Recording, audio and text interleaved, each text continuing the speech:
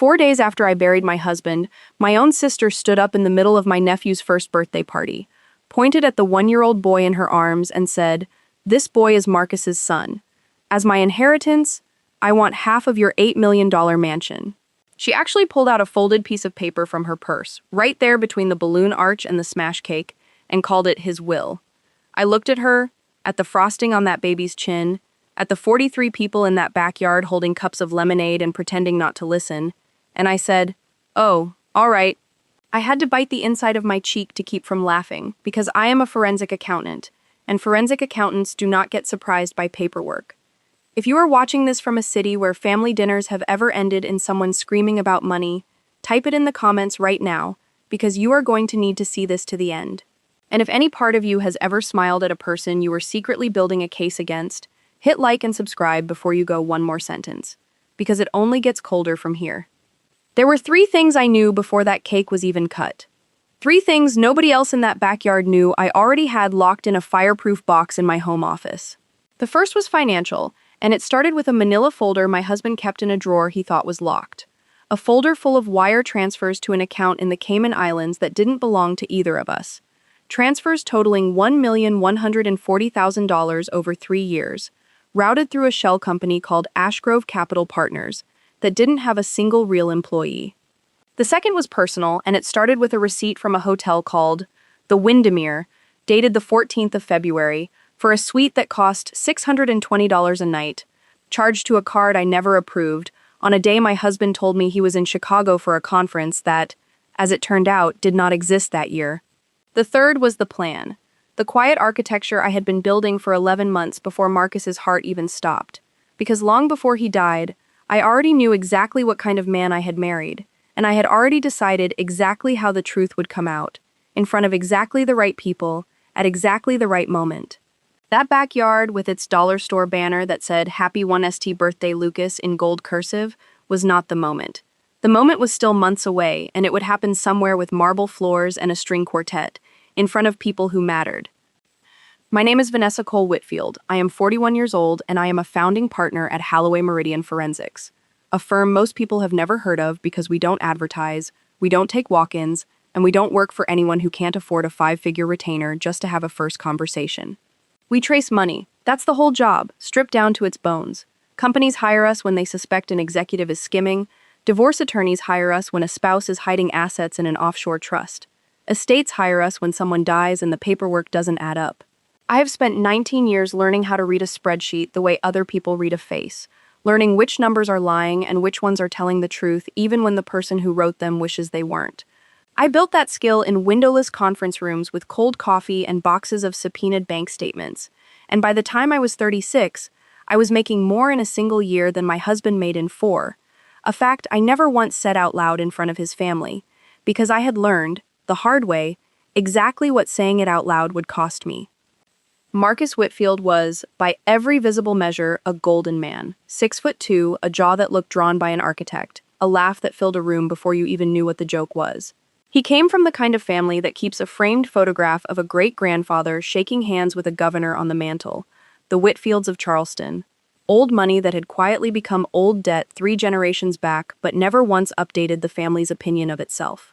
Marcus called himself a strategic consultant, which meant he had a card that said Whitfield Strategic Partners LLC, an office he sublet 2 days a week in a building with a nice lobby, and a client roster that, when I finally pulled the real books 11 months before he died, consisted of exactly one client, me.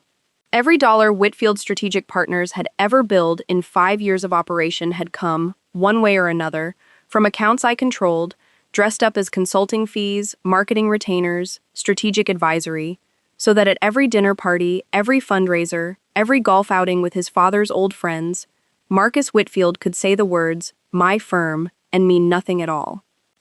I married him when I was 31, back when I was 2 years into building Halloway Meridian and still ate ramen 4 nights a week to keep the firm's cash reserves intact, back when Marcus's charm felt like sunlight instead of what it actually was, which was a very expensive stage light aimed directly at himself. His mother, Loretta Whitfield, made her opinion of me clear at the engagement dinner, in front of 11 people, when she said, holding her wine glass an inch from her lips, "Well, someone has to keep the lights on while Marcus builds something real."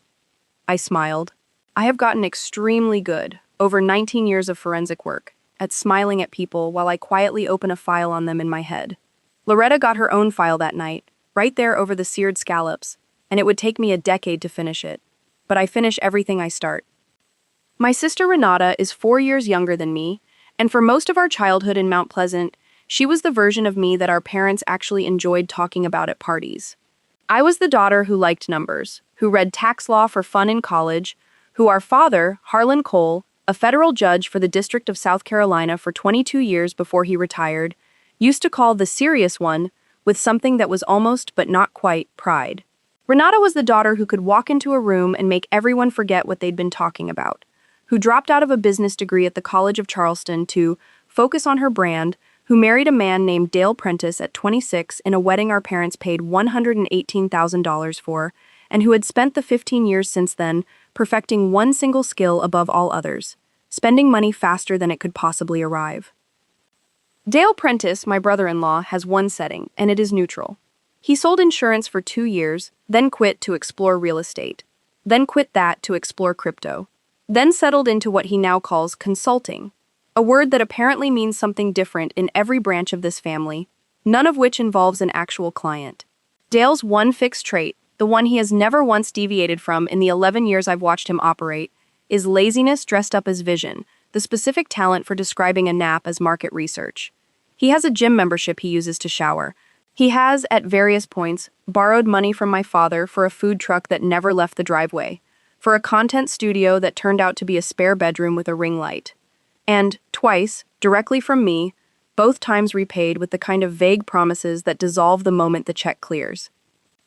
Then there is Celine Marchetti, and I did not know her name until 9 months before Marcus died, though I had known her perfume, faintly, on his collar, for almost 2 years before that. Celine worked the front desk at the Ashcombe Club, the private social club where Marcus's family had held a membership since 1961, where he took clients 3 or 4 evenings a month, where I now understand he never once actually met a client because there were no clients to meet. Celine's one fixed trait is opportunism, pure and total, the instinct of a woman who can smell which door in a room is unlocked and which one merely looks that way. She was 29 when the affair started, according to the hotel records I eventually pulled, and she was smart enough to never once leave a fingerprint that a normal wife would find, only the kind that a forensic accountant, trained for 19 years to notice a half-cent discrepancy in a ledger, absolutely would.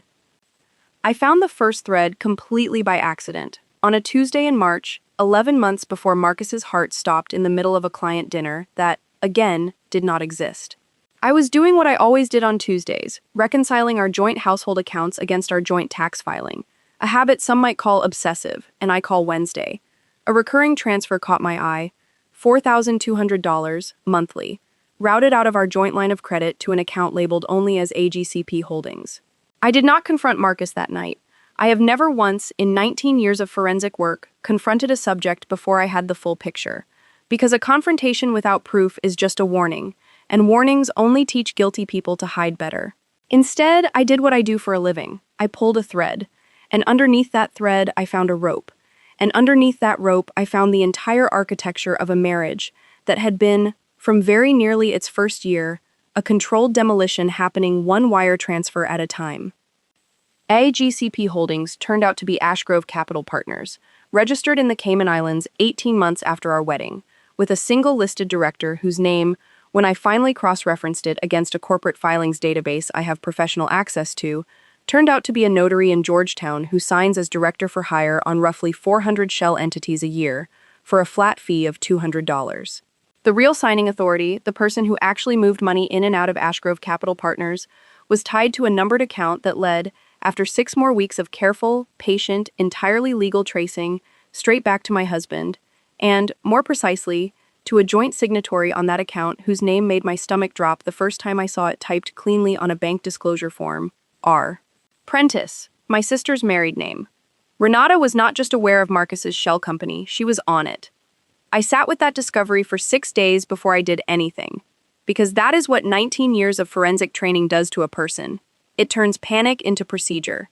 I opened a private case file, the same way I would for any client, except the client was my own life. I labeled it, in a folder only I could access, Whitfield Cole, and I began building a timeline the way I build every timeline. backward from the money. Ashgrove Capital Partners had received, across 3 years, $1,140,000 from accounts connected to our household, disguised across 11 different consulting invoices that Marcus's own LLC had issued to companies that, when I checked, were themselves shells registered by the same Georgetown registered agent. He was paying himself, through a chain of paper companies, with money that was, functionally, mine, because Marcus's actual income for those 3 years, the honest number buried under the theater of Whitfield Strategic Partners, was $14,000 total, most of it from a single golf tournament sponsorship his father had arranged as a favor. I did not know yet, in that first month, what the money was actually for. I assumed at first, the ugliest but simplest explanation, that Marcus was funding a second life, a girlfriend, maybe a gambling habit, maybe both.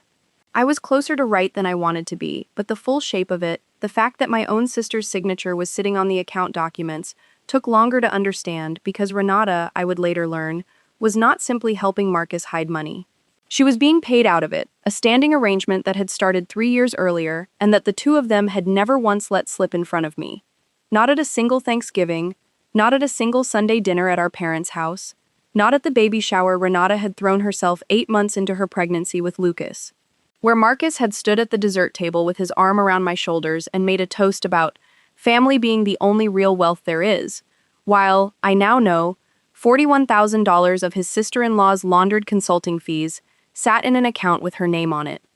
The precise arrangement, once I finally reconstructed it in full using the same document trail I would use in any professional forensic engagement, worked like this. Marcus would draw funds from our household line of credit and our joint brokerage account, using signature authority he retained as my spouse, moving amounts small enough, individually, to avoid triggering the automatic alerts on accounts over that size, a pattern forensic accountants call structuring, and one I have testified about in 3 separate federal cases over the course of my career, though never once expecting to find it running through my own kitchen table. Those funds moved to Whitfield Strategic Partners as capital contributions. From there, they moved to Ashgrove Capital Partners as consulting fees for services that existed only on paper. From Ashgrove, a portion, roughly 30% by my final tally, moved to a joint account held by Renata and Dale Prentice, disguised as loan repayments, for a loan that had never actually been issued, a fictional debt invented purely to give the transfers a legal-sounding shape. The other 70% simply sat in the Cayman account, accumulating, waiting, for what I did not yet know. I found out what it was waiting for on a Thursday in June, 4 months into my investigation, when I traced a single outbound wire of $18,000 from Ashgrove Capital Partners to a property management company in Beaufort County, retainer for a listing agent, for a 4-bedroom house on Ladies Island with a dock and a view of the marsh, listed at $1.3 million. Marcus was building an exit. Not a divorce, not yet, nothing so clean or so honest. He was building a second home, quietly, patiently, the way a man builds an escape hatch he intends to use only after the roof is already on fire, and he was funding it with a company his own sister-in-law helped run, using my own money, while calling me, at dinner, the practical one, in a tone that made it sound like an insult dressed up as a compliment, the same tone his mother used at my engagement dinner a decade earlier, as though frugality and competence were character flaws to be managed, rather than the exact reason the entire family's lifestyle remained solvent. I want to be precise about something, because precision is the entire discipline I have built my career on. I did not confront Marcus in June when I found the Ladies Island property. I did not confront him in August when I finally pulled hotel records for the Windermere and found 9 separate stays over 14 months, each one falling on a date he had told me he was traveling for client meetings, that, cross-referenced against his actual calendar and actual credit card statements, never happened. I did not confront him even in October, when a private investigator I hired under a name that traced back to nothing, a woman named Priya Anand who had spent 11 years in the Charleston Police Department's Financial Crimes Unit before going private, sent me 11 photographs of Marcus and Celine Marchetti leaving the Windermere together at 9:40 in the morning, Celine in the same navy trench coat 3 separate times, which told me exactly how long this had been running and exactly how comfortable they had both become. I did not confront him, because a confrontation would have given him the one thing a man like Marcus needed more than anything else in the world: warning. Warning to move the money somewhere I couldn't trace. Warning to get Renata to destroy her copies of the Ashgrove paperwork. warning to have a story ready, polished, and rehearsed by the time I finally said the words out loud. I have watched, across 19 years of forensic engagements, exactly what happens when a spouse tips their hand too early in a case like this. And it is always the same story. The guilty party disappears the evidence in the 48 hours before the confrontation even finishes. And the case that should have taken a lawyer 4 months to win instead takes 2 years and still ends in a settlement instead of a verdict. I was not going to let that happen to me. So instead, I did what I have built an entire career doing. I collected. Quietly, patiently, methodically, I built a case file so complete that by the time anyone in my family understood what I was holding, there would be nothing left for them to hide. I brought exactly 2 people into what I knew, and I chose them with the same care I choose an expert witness. The first was my father, Harlan Cole, 73 years old, retired now from the federal bench, but still, in every meaningful way, a man whose phone calls get returned within the hour by people who used to appear in front of him. My father does not raise his voice. In 22 years on the bench, colleagues used to say the angriest thing Harlan Cole ever did in a courtroom was go quiet. And the quiet was worse than any shouting could have been, because it meant he had already decided your fate and was simply waiting, out of some old-fashioned sense of procedure, to let you finish talking before he delivered it. When I sat across from him in his study in September, laid the Ashgrove documents on his desk, and watched his face as he read the account showing his younger daughter's signature on a shell company that had been draining his older daughter's marriage for 3 years, he did not say a single word for what felt like 4 full minutes. Then he closed the folder, looked at me, and said only this: "Tell me what you need and tell me your timeline, and I will not ask you a single question outside of it." That was the entire conversation. It was also, in its way, the most love I had ever felt from him in 41 years. The second person I brought in was Meredith Voss, and if my father is a scalpel, Meredith is closer to a controlled avalanche. She is 52 years old, senior partner at Voss Kellerman, a firm that handles exactly 2 kinds of cases: catastrophic divorces and estate disputes involving fraud. And she has a reputation, well earned across 2 decades, for treating every negotiation as a war she has already decided to win before the first letter goes out. I had used her firm twice before in a professional capacity, referring forensic clients to her for the legal side of cases my firm had built the financial evidence for, and I knew, walking into her office in October with a banker's box of Ashgrove documents, exactly what I was buying. Meredith read for 90 minutes without speaking, occasionally making a small sound in her throat that I had learned, over 2 prior cases, meant she had just found something even better than what she was looking for. When she finally looked up, she said, "Vanessa, I need you to understand something. This isn't a divorce case anymore. The moment your sister's name showed up on that Cayman account, and given the size of the transfers, this is a federal matter, and I'm going to bring in someone from the financial crime side to make sure it's built that way from the start." That was the moment the shape of my plan changed from a private reckoning into something with far larger teeth. Marcus died on a Tuesday in November, 3 weeks after that meeting with Meredith, at 7:52 in the evening, at Halcyon, a restaurant downtown where he had told me he was meeting a prospective client named Aldrich Monroe, a name that, when I later checked, belonged to no one, not in any business registry in the state of South Carolina. He collapsed at the bar, alone, waiting for a meeting that was never going to happen, and by the time paramedics got him to Roper St. Francis, his heart, undiagnosed and unmedicated for a condition called hypertrophic cardiomyopathy that ran, as it turned out, in the Whitfield line, and that he had never once mentioned to me, because mentioning it would have required admitting he saw a cardiologist twice a year without telling his own wife, had already stopped for the second and final time. I was at home when I got the call. I remember the exact words the ER physician used. "I'm so sorry, we did everything we could." And I remember standing in my kitchen with the phone still against my ear for almost a full minute after he stopped talking. Not because I was in shock about losing Marcus.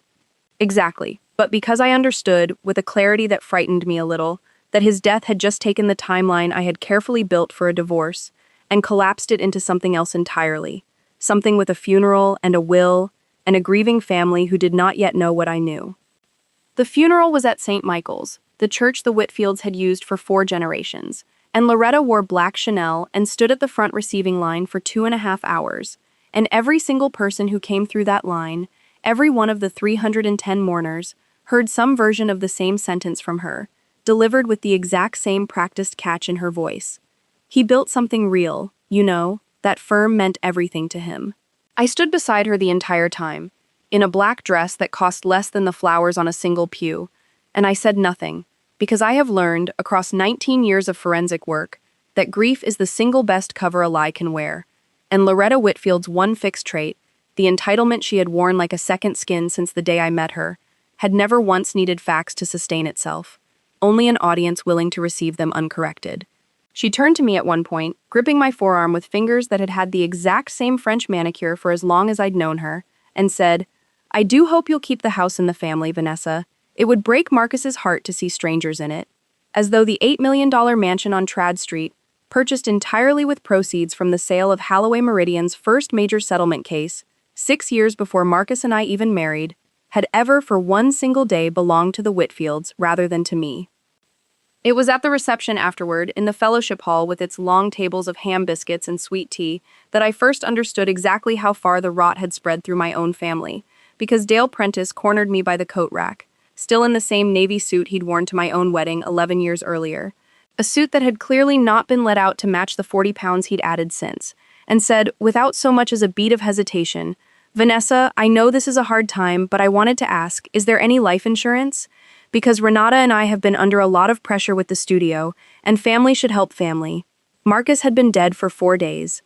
Dale Prentice, whose one fixed trait across 11 years of my observation had never once wavered from a bone-deep, almost artistic laziness dressed up as ambition, had done the arithmetic on my grief before the ham biscuits were even cold, and the arithmetic had returned, in his mind, a number he felt entitled to ask for out loud, at a funeral, by the coat rack. I told him I hadn't looked into it yet, which was a lie, because I had already pulled the policy documents 3 weeks earlier, during the 6 days I sat with the Ashgrove Discovery, and I already knew the policy, a modest $300,000 that Marcus had taken out in the 3rd year of our marriage, named me as sole beneficiary, with no rider, no secondary claimant, nothing that Dale or Renata could touch. Not that this stopped either of them from trying. Celine Marchetti did not come to the funeral, which I noted at the time as strange, until I understood, weeks later, exactly why. She had been the one who found out, ahead of everyone, that Marcus's death meant the money was going to stop, and opportunists, whatever else you say about them, tend to have excellent timing when it comes to disappearing from a scene the moment it stops paying. I would not see Celine Marchetti's face again, not once, not for 8 more months, and when I finally did, it would not be in a hotel lobby or behind a front desk at a private club. It would be in a much colder room, with much worse lighting, and by then, she would have a great deal more to explain than a stray hotel receipt. The reading of the will happened 19 days after the funeral, in Meredith Voss's conference room, because Marcus's own estate attorney, a family friend of the Whitfields named Corbin Ash, who had drafted a document Marcus signed 8 years earlier, before I even fully understood what Marcus was, had quietly retired to Hilton Head and handed the file to a junior associate who did not know, and had no reason to know, exactly how complicated this particular estate had become. Marcus's will, as written, left all assets, tangible and intangible, held in my name, to me, his wife. A clause that would have been simple and clean if Marcus had actually held any assets in his own name, which, once my forensic reconstruction was complete, amounted to a leased Audi, $6,000 in a checking account, and a great deal of debt attached to Whitfield Strategic Partners that I, as his widow, was under no legal obligation to absorb, a fact Meredith made sure was on the record within the first 10 minutes of that meeting. It was 2 weeks after that reading, on a bright, unseasonably warm Saturday in early December, that Renata called to invite me to Lucas's first birthday party, and something in her voice, a particular brightness I had learned across 37 years as her sister to recognize as the sound of someone rehearsing a script, told me she was planning something. I did not yet know what. I assumed, at the time, that it might be another version of Dale's coat rack request, dressed up in party clothes. I underestimated her, which I do not often do, and which I promised myself, standing in that backyard 3 weeks later listening to her call my dead husband the father of her 1-year-old son, I would never do again. The party was at Renata and Dale's rental in West Ashley, a townhouse they'd lived in for 6 years despite Dale's repeated promises to close on something bigger by spring, strung with a gold foil banner that read, "Happy 1st Birthday Lucas," above a dessert table with a 3-tier smash cake that I would later learn, from the invoice I subpoenaed during discovery, cost $480, charged to a card linked to the very same Ashgrove-funded account I had been tracing for 9 months. 43 people stood in that backyard under string lights, plastic cups of lemonade and rosé sweating in the December humidity, and my mother, Diane Cole, 70 years old and still, after everything, the kind of woman who believes a smile can iron out any wrinkle in a family, moved between clusters of guests, saying, "Isn't it wonderful?" A little joy in the middle of such a hard season, while I stood near the fence with a cup I never drank from, watching Renata work the crowd the way she has worked every crowd since she was 9 years old, effortless, magnetic, entirely certain that whatever came out of her mouth next would be believed simply because of how she said it. She waited until the cake was in front of Lucas, until his little fists were already deep in blue frosting, until every phone in the yard was raised to record it, and that was when she stood, smoothed the front of her dress, and said, loud enough for the whole yard to hear over the Bluetooth speaker playing Happy Birthday on a loop. Before we sing, I need to say something, because I've carried it long enough, and Marcus isn't here to say it himself. The music kept playing, tinny and wrong under her words. This boy is Marcus's son, she said. And I watched 43 faces turn, in a single collective motion, first to Lucas, then to her, then to me. I know how that sounds, but it's the truth. And Marcus knew it, and he told me before he died that he wanted Lucas provided for. She reached into a diaper bag hanging off the back of a folding chair and produced a folded piece of paper, holding it up like a trophy, like a subpoena, like something with weight. He wrote this himself, as my inheritance. On Lucas's behalf, I want half of your $8 million mansion. I have his will right here. I want to describe precisely what that document actually was, because precision has been the entire architecture of my career, and precision is exactly what Renata's little piece of paper did not have. It was a single page, printed on standard copy paper, purporting to be a handwritten codicil from Marcus dated 6 weeks before his death, leaving provision for my son Lucas Prentice equal to 1/2 of any real property held jointly or individually at the time of my death. The signature at the bottom, I would learn from the forensic document examiner Meredith retained 11 days later, a specialist named Talia Okafor, who has testified in federal court on ink chromatography and signature analysis for 19 years, was traced, not signed, meaning someone had placed an authentic Marcus Whitfield signature, likely lifted from an old greeting card or a canceled check, beneath a light box and copied its exact shape stroke by stroke, a technique that produces a signature that looks correct to the naked eye but that, under magnification, shows none of the natural pressure variation,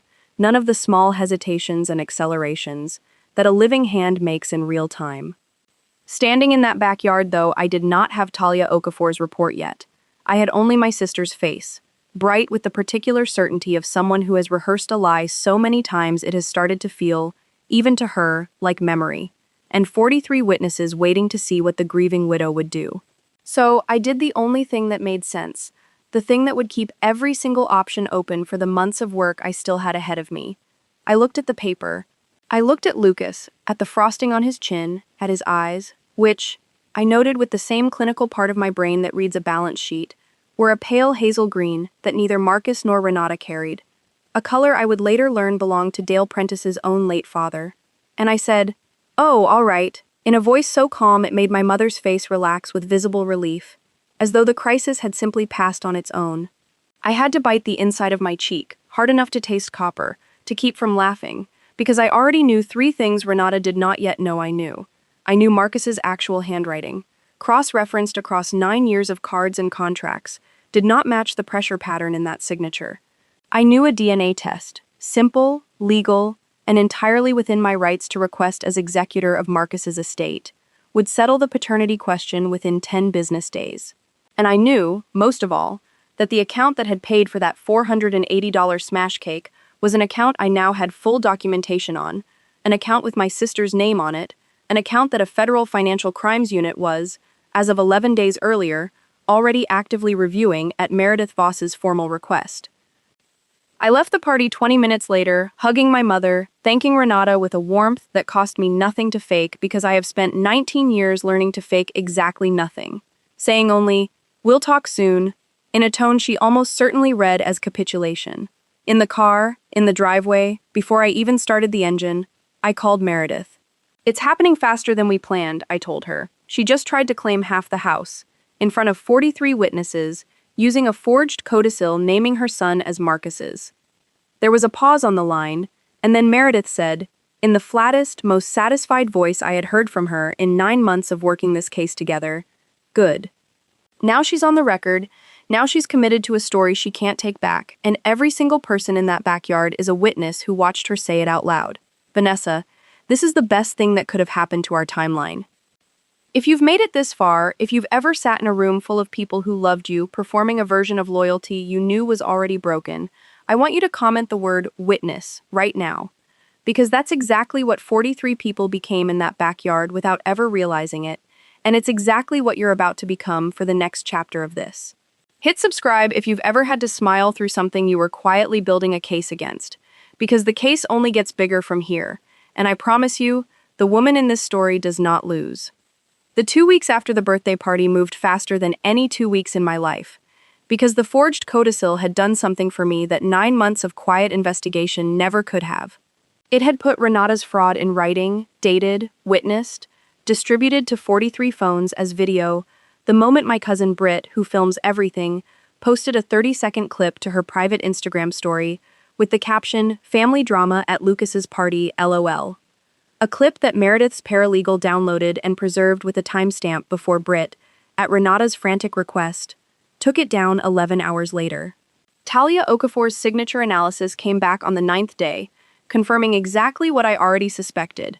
The codicil signature was traced, not written, and more than that, the paper itself, when tested, carried a watermark from a ream of copy paper, manufactured in a batch sold exclusively at 3 office supply stores in the Charleston metro area, beginning in October, a full 5 weeks after Marcus's death, meaning the document could not possibly have existed on the date it claimed to. A detail so small and so devastating that Meredith actually laughed out loud reading the report in her office, a sound I had never once heard her make in 9 months of working together.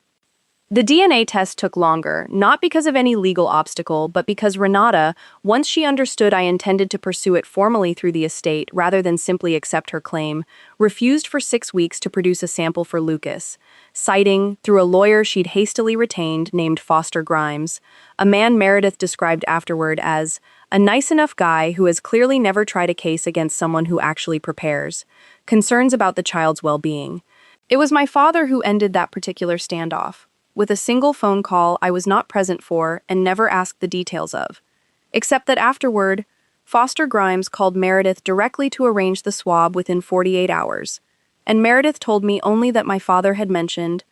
in passing, the name of a family court judge in Charleston County who happened to owe Harlan Cole a favor going back to 1997, and that sometimes the fastest way to move a case is to remind everyone involved exactly how small this state's legal community actually is. While that process moved through the courts, I kept doing what I do best, which is follow the money into places it doesn't want to be followed. I brought in a second Halloway Meridian associate, a 29-year-old forensic analyst named Julian Reyes, who had joined my firm 3 years earlier, straight out of a fraud examination program at the University of Texas at Dallas. And together we spent 6 weeks reconstructing the full life cycle of every dollar that had ever touched Ashgrove Capital Partners, cross-referencing it against Renata and Dale's own household finances, which, once we actually looked, told a story I had not fully anticipated. Renata and Dale were not simply accepting laundered money from Marcus out of greed in the abstract. They were, according to 7 years of financial records Julian pulled through a subpoena Meredith secured, functionally bankrupt, carrying $41,000 in credit card debt across 6 cards, 2 months behind on the West Ashley townhouse lease, and, as of the previous March, in active default on a car loan for Renata's leased Range Rover, a vehicle that had, in the 11 days since the birthday party, mysteriously not yet been repossessed. A fact that told me the Ashgrove money, 30% of everything Marcus had funneled to that account over 3 years, had become the entire floor beneath my sister's life, and that floor was about to disappear. Loretta Whitfield called me 8 days after the birthday party, and I want to describe this call in full, because it is the single clearest window into the trait that had defined her since the moment I met her, an entitlement so complete it did not require facts, only volume and certainty delivered in the right tone. "Vanessa," she said, without so much as a hello, "I've heard some very upsetting things about you contesting little Lucas's inheritance, and I have to say, I am disappointed. That child is Whitfield blood, whatever the paperwork says, and I raised Marcus to believe that family takes care of family, not that family hires lawyers against each other." I let her finish. I have found, across 19 years of depositions, that the fastest way to get someone to reveal the full shape of their position is to say almost nothing and let silence do the interviewing for you. Loretta filled that silence beautifully. I've already spoken to Corbin about amending the trust language on my end, she continued, referring to the Whitfield Family Trust, a modest but real fund of $2.1 million that Loretta herself controlled as trustee, to make sure Lucas is provided for regardless of what happens with your house. Someone in this family needs to remember what loyalty looks like. I told her, in a voice I kept perfectly even, that I would be glad to discuss it once the paternity results were finalized, and that I hoped, for everyone's sake, she'd wait for facts before amending anything. What I did not tell her, because it was not yet mine to tell, was that Julian's forensic reconstruction had already turned up something about that very trust. A series of disbursements over 4 years, totaling $260,000, made directly to Marcus under the heading Educational Advancement, a euphemism, as it turned out, for exactly the same kind of shell company laundering Marcus had run through Ashgrove, except this time the source of the money was Loretta's own trust, meaning that the woman lecturing me about family loyalty had been, for 4 years, an unwitting or possibly not so unwitting funding source for her son's entire double life, a fact that would come out, in full, in a room with far worse lighting than her call, 5 months later. Dale Prentice's second appearance in this story happened 3 weeks after the DNA swab, at my own front door, unannounced, on a Sunday afternoon, wearing gym clothes he had clearly not been to a gym in, holding a 6-pack of beer he presented like a peace offering. "Vanessa, look, I know things have been tense," he said, standing on my porch in the $8 million house he had called excessive at my wedding, and had been trying, in one form or another, to get a piece of ever since. But I wanted to talk man to man, or, whatever the phrase is. I did not invite him in. "Renata's really stressed about all this legal stuff," he continued. "And honestly, between us, I think if you just settled something reasonable, even like $200,000, this whole thing could just go away quietly. No lawyers, no more drama, everybody wins." I asked him, genuinely curious at this point after 11 years of watching him operate, whether he had considered getting a job in the 14 months since the content studio failed. He blinked at me, actually blinked, as though the question had never once occurred to him as relevant to the conversation, and said, "That's not really the point right now, Vanessa," which told me everything I needed to know about a man whose entire worldview held that ambition and effort were 2 entirely separate categories, and that only one of them, ambition, was actually required of him. I found Celine Marchetti again in February, 3 months after the funeral, not because I went looking for her directly, but because Priya Anand, still working the case on a retainer that had by then grown considerably from the modest scope of our first engagement, traced a pattern in the Ashgrove account that neither Julian nor I had caught. A series of 6 payments, $8,000 each, $48,000 total, made over the final year of Marcus's life to an LLC called Marchetti Concierge Services, registered to an address that turned out to be Celine's own apartment on Broad Street. Marcus had not simply been having an affair. He had been paying Celine, structured carefully enough to look like a business expense, which meant the affair itself had a paper trail. And paper trails, in my profession, are the closest thing to a confession a person can leave without ever opening their mouth. I let Priya do it in the careful, procedural way a former financial crimes investigator conducts an interview when she is technically working for a private client rather than a badge, sitting across from Celine at a coffee shop on King Street with a folder of bank records that made clear, within the first 90 seconds, that there was no version of this conversation where denial was a viable strategy. Celine, to her credit, or perhaps simply to the credit of her one fixed trait, understood the math of her situation instantly and pivoted, in real time, from panic to negotiation, offering, unprompted, information Priya had not even asked for yet, that Marcus had told her, 8 months before his death, that he intended to leave me, that he had a property in Beaufort County he was planning to move into once things settled, that he had specifically told her Renata knew about the relationship and had, on at least 2 occasions, covered for him with me directly, telling me, when I once asked in passing where Marcus had been on a Saturday I couldn't account for, that he'd been helping Dale with something at the townhouse, a lie my own sister had told to my face, casually, over a glass of wine, to protect her brother-in-law's affair with a woman 11 years younger than me. That detail, more than the money, more than the forged codicil, more than any of it, was the one that actually cost me a night's sleep, the only night in this entire ordeal I would admit to losing. Not because I loved Marcus enough by that point for his betrayal to still land as fresh, because by February, if I am honest, whatever love had once existed between us had long since calcified into something closer to a professional relationship I was actively auditing. It cost me sleep because Renata had known, specifically and directly, and had chosen, in that moment over wine, to protect a man's affair over her own sister's right to the truth. A choice that told me the birthday party codicil was not an isolated act of greed, but the visible tip of a much longer pattern of complicity. One my sister had apparently been comfortable maintaining for years. Quietly, the same way Marcus had been comfortable maintaining his double life, each of them fluent in exactly the same dialect of convenient silence. The paternity results arrived on a Thursday in late February, delivered not to me directly but to Meredith's office, per the protocol we'd agreed with the family court, and Meredith called me within the hour, her voice, for once, carrying something that was not quite triumph but adjacent to it. "It's a 0% match," she said. "Lucas Prentice is not Marcus Whitfield's biological son. And Vanessa, I need to tell you something else because I had Talia's team look at this once we had the full genetic profile on file. Lucas's biological father is Dale Prentice. There was never any ambiguity here. Your sister didn't just forge a will. She invented an affair, and a child, and a paternity claim, entirely out of nothing, to try to take half your house." I sat with that for a long moment in my office on the 14th floor of the Holloway Meridian building, looking out over the harbor, and I felt something I had not expected to feel. Not triumph exactly, but a kind of clean, quiet clarity. The same feeling I get at the end of a long forensic reconstruction when the last transaction finally reconciles and the whole picture, ugly as it might be, finally makes complete and total sense. I called my father that evening and I told him everything, the full shape of it, Renata's forgery, the affair Marcus had been paying for, the years of complicity, the trust disbursements from Loretta, Dale's math done over a warm beer on my porch. He listened without a single interruption, the way he'd listened to closing arguments for 22 years. And when I finished, he said only, "Vanessa, I want you to understand something about what happens next, because I've watched families do this before, in my courtroom and out of it. You can handle this quietly, in a settlement, behind closed doors, and it will be over faster, and it will cost you less in legal fees, and no one outside this family will ever know. Or you can handle it the way I think. Deep down, you've already decided to handle it, in a way that makes sure everyone who watched your sister call you the practical one, with a sneer in their voice for the last decade, finally understands exactly how practical you actually are." I told him I already knew which one I was choosing. He said, "I thought you might. Tell me when, and I'll be there."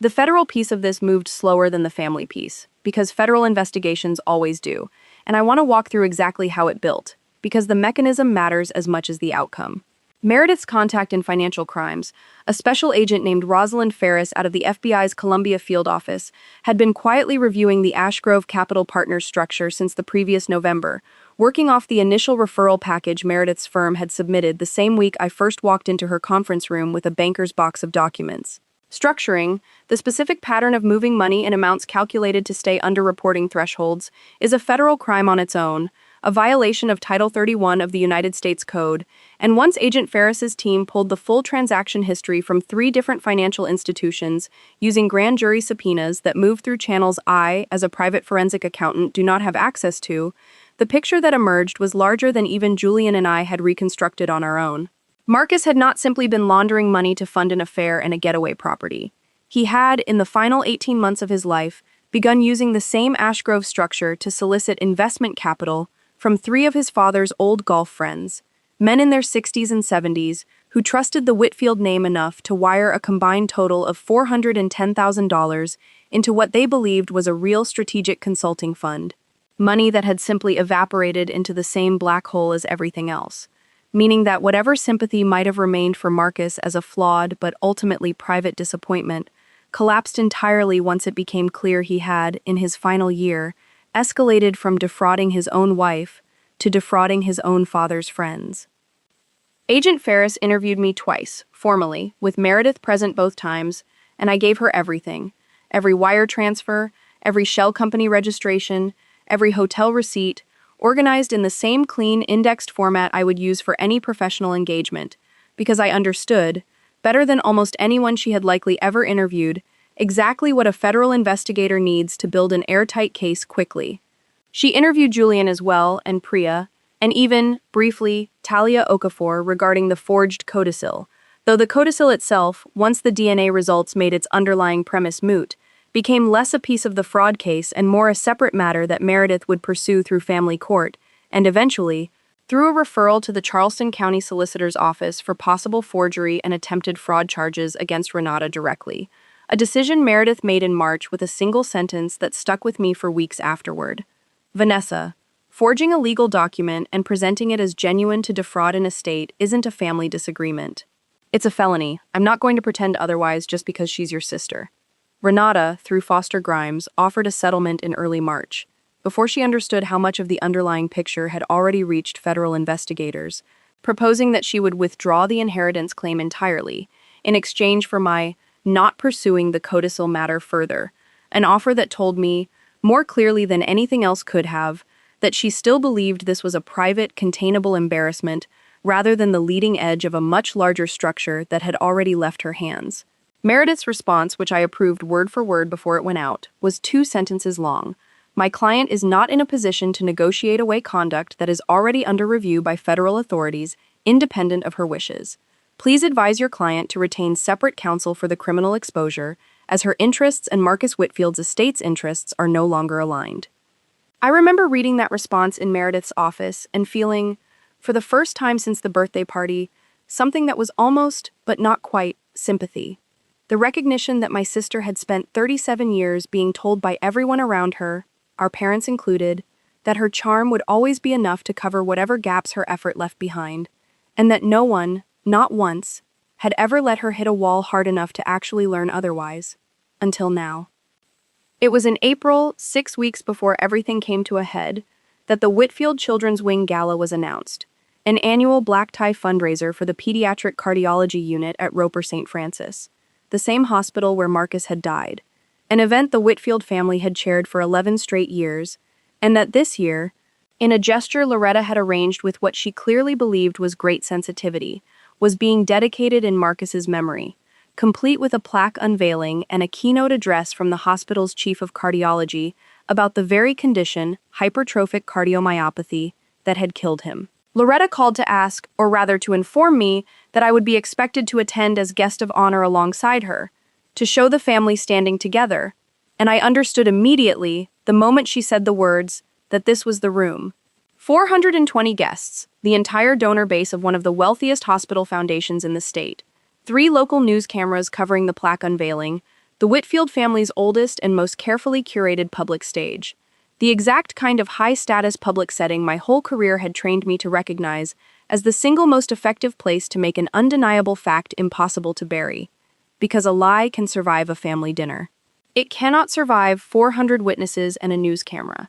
I spent the 6 weeks before the gala doing 3 things simultaneously, each of them requiring the same patience and precision as any forensic engagement I had ever run. First, I worked with Agent Ferris to understand exactly what portion of the federal case could, and legally should, be discussed publicly versus what remained under active investigation, because the last thing I wanted was to compromise a prosecution by moving too early or too loudly. She confirmed in our second-to-last conversation before the gala that a grand jury indictment against the surviving Ash Grove structure, meaning against Renata directly, given that Marcus himself was no longer alive to charge, was expected within the following month, and that a public disclosure of the underlying facts, so long as it did not interfere with witness cooperation or evidence integrity, would not jeopardize the case, particularly since the core financial documentation had already been formally entered into the federal record through subpoena. Second, I worked with Meredith to finalize, in full and enforceable form, exactly what my legal position was regarding the house, the estate, and any residual claims Renata, Loretta, or Dale might attempt to revive once the paternity and forgery findings were public, making certain that by the night of the gala, there would be no ambiguity left for anyone to hide inside. Third, and this part I did almost entirely alone, in the quiet hours after Julian and Priya had gone home for the day, I prepared exactly what I intended to say, and when, and to whom, in that ballroom, because I have watched enough depositions collapse under their own improvisation to know that the difference between a devastating truth and a wasted opportunity is almost always preparation. My mother called me the week before the gala, and this call, unlike Loretta's, I want to include in full, because it was the only moment in this entire ordeal where I came close to changing course. "Vanessa," she said, her voice smaller than I'd heard it in years, "I know what Renata did. Your father told me everything, finally, after months of watching me ask why he'd gone so quiet at dinner. I'm not calling to defend her. I raised two daughters and I got the ambition and the resourcefulness balance exactly backward between you. And I think some part of me always knew that and never said it, because it felt disloyal to whichever one of you I wasn't looking at in that moment. But I am asking you, as your mother, please don't do this in front of 400 strangers. Whatever you need to do it in a lawyer's office. Don't do it at Marcus's memorial, in front of cameras, in front of people who will talk about this family for the rest of their lives." I told her I loved her and that I had heard her, and that I would think about it, which was true on both counts, and also true was the fact that I had already decided, months earlier, watching my sister call a lie a will in front of 43 witnesses at a 1-year-old's birthday party, that the room where this ended needed to be exactly as public as the room where it began. Because private consequences are the only kind of consequences a family like this had ever actually respected, and I was done offering them a private option.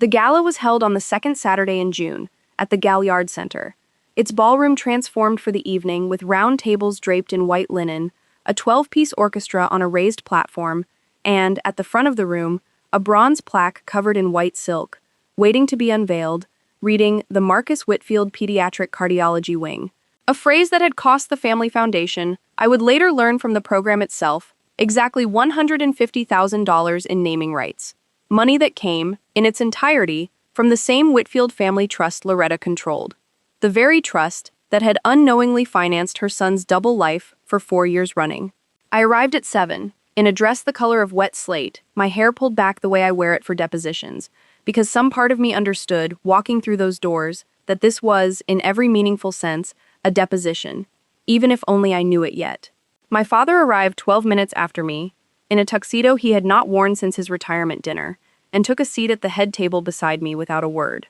A quiet, deliberate show of presence that told everyone watching exactly whose daughter I was. Meredith Voss arrived at 7:40, seated at a table near the front that had, I noticed, 3 additional guests I had not personally invited, though I would understand exactly why within the hour. Renata and Dale arrived at 8. Renata in a gown the color of champagne that I recognized, from the boutique tag Priya had photographed during an entirely unrelated surveillance pass 3 weeks earlier, as costing $4,200, purchased on a credit card that, according to Julian's most recent reconstruction, had a limit of $4,500, meaning my sister had walked into her nephew's memorial gala having spent 93% of her family's remaining credit on a single dress. Loretta greeted them both warmly at the entrance, kissing Renata on both cheeks, calling her darling in a voice pitched to Carrie, and I watched Renata scan the room with the particular restless energy of someone checking, table by table, whether anyone here already knew what she had done, not yet realizing that the answer, by that point, was almost everyone who mattered. Dinner passed in the ordinary rhythm of these events, a string quartet during the salad course, a live auction for a week at a donor's house in Kiowa, brief remarks from the hospital's chief development officer about the year's fundraising totals. I ate almost nothing. My father beside me kept one hand resting lightly on the table's edge the entire meal, a habit I recognized from childhood, the same stillness he brought to a courtroom in the final minutes before delivering a ruling.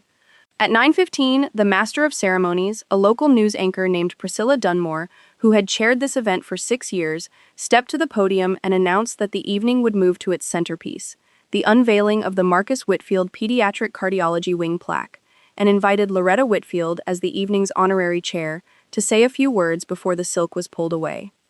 Loretta rose, radiant, practiced, and delivered 90 seconds of exactly the speech I had heard variations of, at the funeral, at the reception, at every family gathering for a decade, about legacy, about a family built on love and loyalty, about her son's generous spirit living on through this wing. She gestured for me to join her at the podium, as Marcus's beloved wife, and I did, because this was the moment, this was precisely the room and precisely the microphone I had spent 6 weeks preparing for, and I understood, walking those 11 steps across the stage in low heels that did not once betray how fast my heart was actually moving, that I would only get to say this once, in front of exactly this audience, and that I needed every word to land clean the first time. "Thank you, Loretta," I said, and my voice, amplified through the ballroom's sound system, came out steadier than I expected. The same flat, professional register I used to deliver findings in a deposition. Before we unveil this plaque, I think this room deserves to know exactly what it's honoring, because I've spent the last 8 months learning things about my late husband that I think everyone here, especially the families this wing is meant to serve, has a right to hear. I watched Loretta's smile freeze, then falter, in real time, as 420 faces turned toward the stage with the specific, hungry stillness of a room that senses, correctly, that something real is about to happen. Marcus Whitfield did not run a strategic consulting firm. Whitfield Strategic Partners had exactly one client in 5 years of operation, and that client was me, because every dollar that firm ever earned was money I provided, laundered back to him through a shell company in the Cayman Islands called Ashgrove Capital Partners, a structure federal investigators have spent the last 7 months building a criminal case around. The room did not gasp, not audibly, not in the movie sense, but I felt the collective shift of 420 bodies going very still at once. The particular silence of a crowd deciding, in real time, whether to believe what they were hearing. I did not look at Renata yet. I kept my eyes on the middle distance, on the back wall of the ballroom, the way I had trained myself to do during my very first deposition 19 years earlier, when a senior partner told me, "Never watch their face while you're building the case. Watch it only when you deliver the finding, because that's the only moment their reaction actually matters." That structure, I continued, was used to fund an 18-month affair with a woman named Celine Marchetti, documented across 9 hotel stays and $48,000 in direct payments disguised as concierge services. It was used to solicit $410,000 from 3 of Harold Whitfield's oldest friends, money that has, as of this month, been confirmed by federal investigators as entirely gone. And for 4 years, it drew, unknowingly, from a family trust controlled by Loretta Whitfield herself, meaning that the very foundation funding tonight's dinner, tonight's orchestra, tonight's plaque, was itself, in part, financed by money my husband stole from his own mother under the heading of educational advancement. Now I looked at Loretta. Her face had gone the particular shade of white that no amount of careful lighting design can flatter, one hand gripping the podium's edge, the other pressed flat against her chest, and for the first time in 11 years I watched Loretta Whitfield have absolutely nothing to say. I turned, finally, toward Renata's table, where she sat frozen, champagne glass halfway to her lips, Dale beside her with the particular blank expression of a man realizing, a beat too late, that the ground beneath tonight had never actually been solid. And at my nephew's first birthday party, I said, my own sister stood up in front of 43 witnesses and presented a forged codicil, claiming her 1-year-old son was Marcus's child, demanding half of my home as inheritance. A forensic document examiner confirmed the signature was traced from an old greeting card. A court-ordered paternity test confirmed a 0% genetic match. And I want to be very clear because I think it matters, especially in a room raising money for children's health. Lucas is not being punished here, and I love that little boy exactly as much as I did the day he was born. His father is a man named Dale Prentice, which the DNA results have already confirmed, and I hope, for Lucas's sake, that his parents find a way to build him a life that doesn't require inventing a dead man's inheritance to fund it. Priscilla Dunmore, to her enormous credit as a professional broadcaster, who had clearly covered enough breaking news in her career to recognize one happening live in front of her, did not rush the microphone away from me. She simply stepped back, letting the silence in that ballroom stretch, because silence, in that moment, was doing more work than any follow-up question could have. It was Meredith who moved first from the crowd, walking calmly to a spot just below the stage, and beside her, I now understood, were the 3 additional guests at her table, 2 of whom I recognized, from photographs in Agent Ferris's case file, as federal agents assigned to the Ashgrove investigation. Present that evening not for a public arrest, which was never the plan and never legally necessary given the case's current stage, but as observers, there to witness, exactly as I had, the moment the fraud's remaining architects understood, fully and publicly, that the walls were closing regardless of what happened next in that room. Renata stood up so fast her chair tipped backward, clattering against the marble floor loud enough to make the nearest tables flinch, and for one long, terrible moment she simply stood there, gown the color of champagne, mouth open, no script left to reach for, because every script she had ever run in her life, the charm, the certainty, the sheer performative confidence that had carried her through 37 years of never quite finishing anything, required an audience willing to be persuaded, and this particular audience, 420 of Charleston's wealthiest and most connected people, had just watched a forensic accountant lay out an evidentiary record with the same clean precision she'd use in federal court, leaving absolutely nothing left to persuade anyone of. "That's not," Renata started, and her voice cracked on the second word. The first genuine crack I had heard in her composure since the day of the funeral. "Vanessa, you don't understand. I was scared. Dale and I were drowning, and Marcus said—" She stopped herself. Too late, because the sentence she had almost finished, "Marcus said he'd take care of us," was itself a confession. Delivered live, into a still-hot microphone system that Priscilla Dunmore, I would learn afterward, had not yet cut, and that at least 4 local news cameras, there to cover a routine plaque unveiling, had captured in full, footage that would run, heavily edited for broadcast standards but unmistakable in substance, on the 11 o'clock news that very night, under a headline no one in that family would ever be able to walk back. I stepped down from that stage without saying another word, because I have learned, across 19 years of delivering findings in rooms far less dramatic than a black tie gala, that the moment you have said the true thing cleanly, anything you add afterward only dilutes it. My father met me at the bottom of the steps, and he did not hug me, because we are not, either of us, people who perform comfort in public. But he put one hand briefly on my shoulder and said quietly, "Just for me, well done," in the exact tone he used to use, I imagined, right before handing down a sentence he had spent weeks deliberating over. Meredith reached us a moment later, already on her phone, already coordinating with someone, and said only, "I'll handle the room from here, go sit down, let them watch you be calm." Which was, I understood immediately, its own kind of instruction, because the single most devastating thing I could do in that ballroom for the next hour was simply exist in it, undisturbed, while my family's 15-year architecture of performance collapsed in real time under its own weight, in front of exactly the people whose good opinion it had always depended on. What happened in that ballroom over the following 40 minutes has been described to me since by no fewer than 11 separate guests, each with a slightly different angle on the same unraveling. Loretta Whitfield did not leave the stage area for nearly 10 minutes, standing frozen beside the still-covered plaque, and when she finally did move, it was not toward Renata, not toward comforting anyone, but toward the hospital's chief development officer, a woman named Patrice Okonkwo-Hale, gripping her arm and asking, in a voice several guests described as somewhere between pleading and demanding,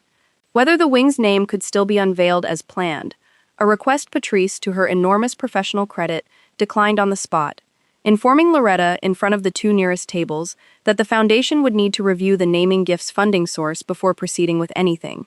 A review that would conclude, 6 weeks later, in the foundation quietly renaming the space the Roper St. Francis Pediatric Cardiology Wing, no family attribution at all, and returning the disputed portion of the naming gift to the Whitfield Trust's remaining beneficiaries, which, by that point, following a separate civil claim Meredith filed on my behalf, meant returning it largely to me.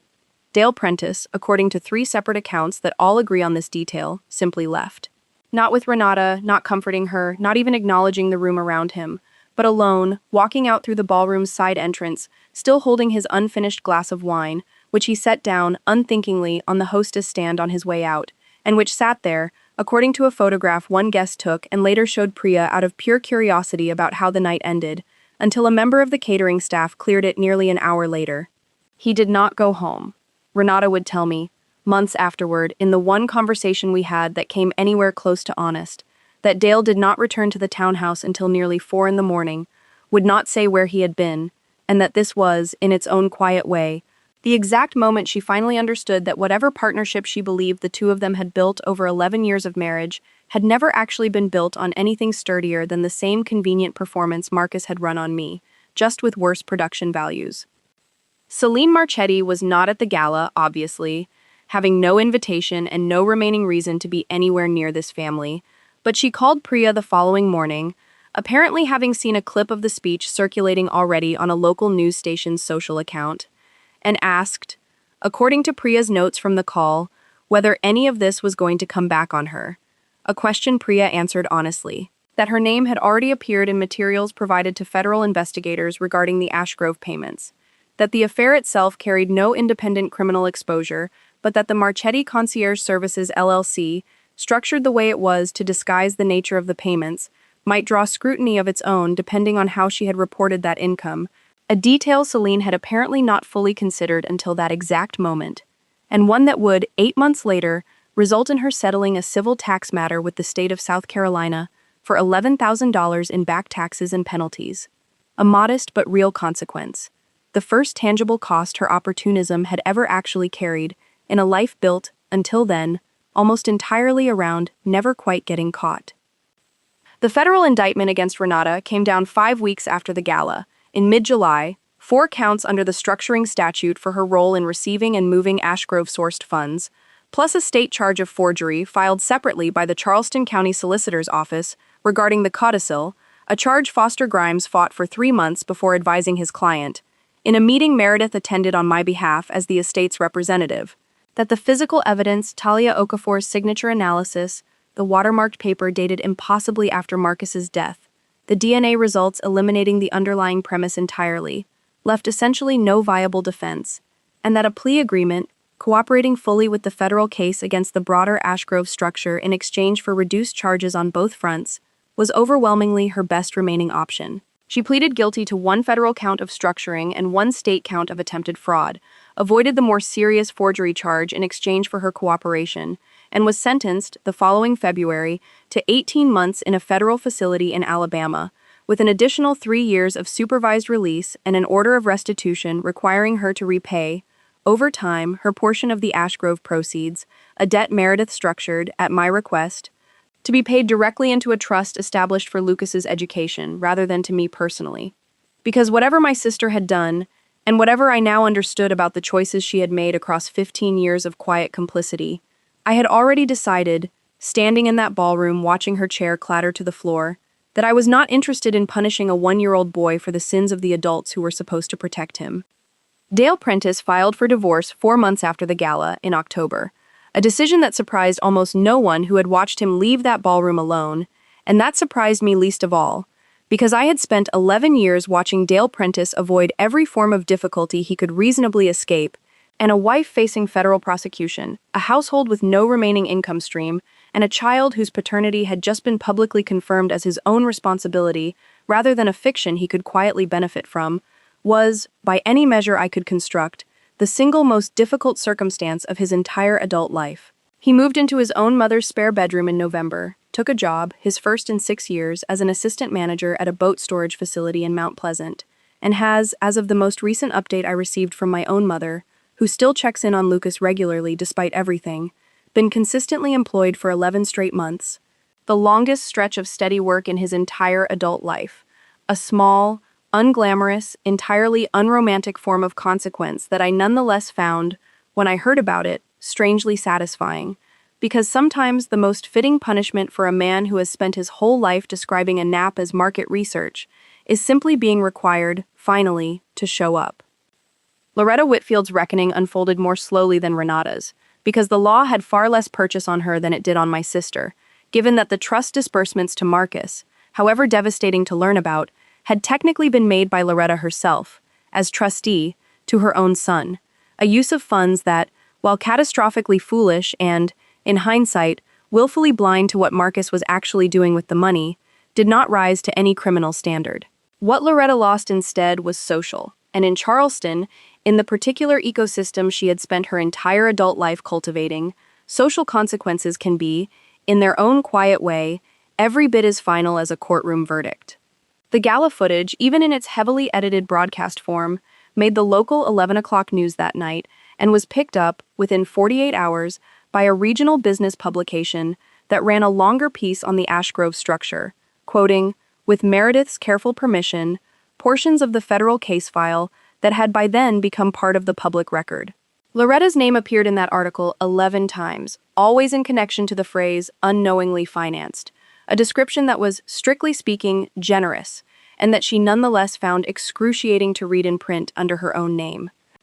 The Ashcombe Club, the same private social institution where Marcus had staged nearly 2 years of fictional client meetings with Celine Marchetti, quietly declined to renew Loretta's membership the following spring, citing, in a letter Meredith obtained a copy of during an unrelated discovery request, recent matters that the board feels warrant a period of separation. language so carefully bloodless it could only have been written by a membership committee terrified of a lawsuit. But the meaning was unmistakable to anyone who had watched Loretta build her entire social calendar around that building for 4 decades. The garden club she had chaired for 9 years elected a new chair that September, without ever formally asking Loretta to step down, simply failing to nominate her, a form of exile so quiet and so devastatingly Southern that my own mother, describing it to me over coffee months later, called it the politest possible way of telling someone they're no longer welcome.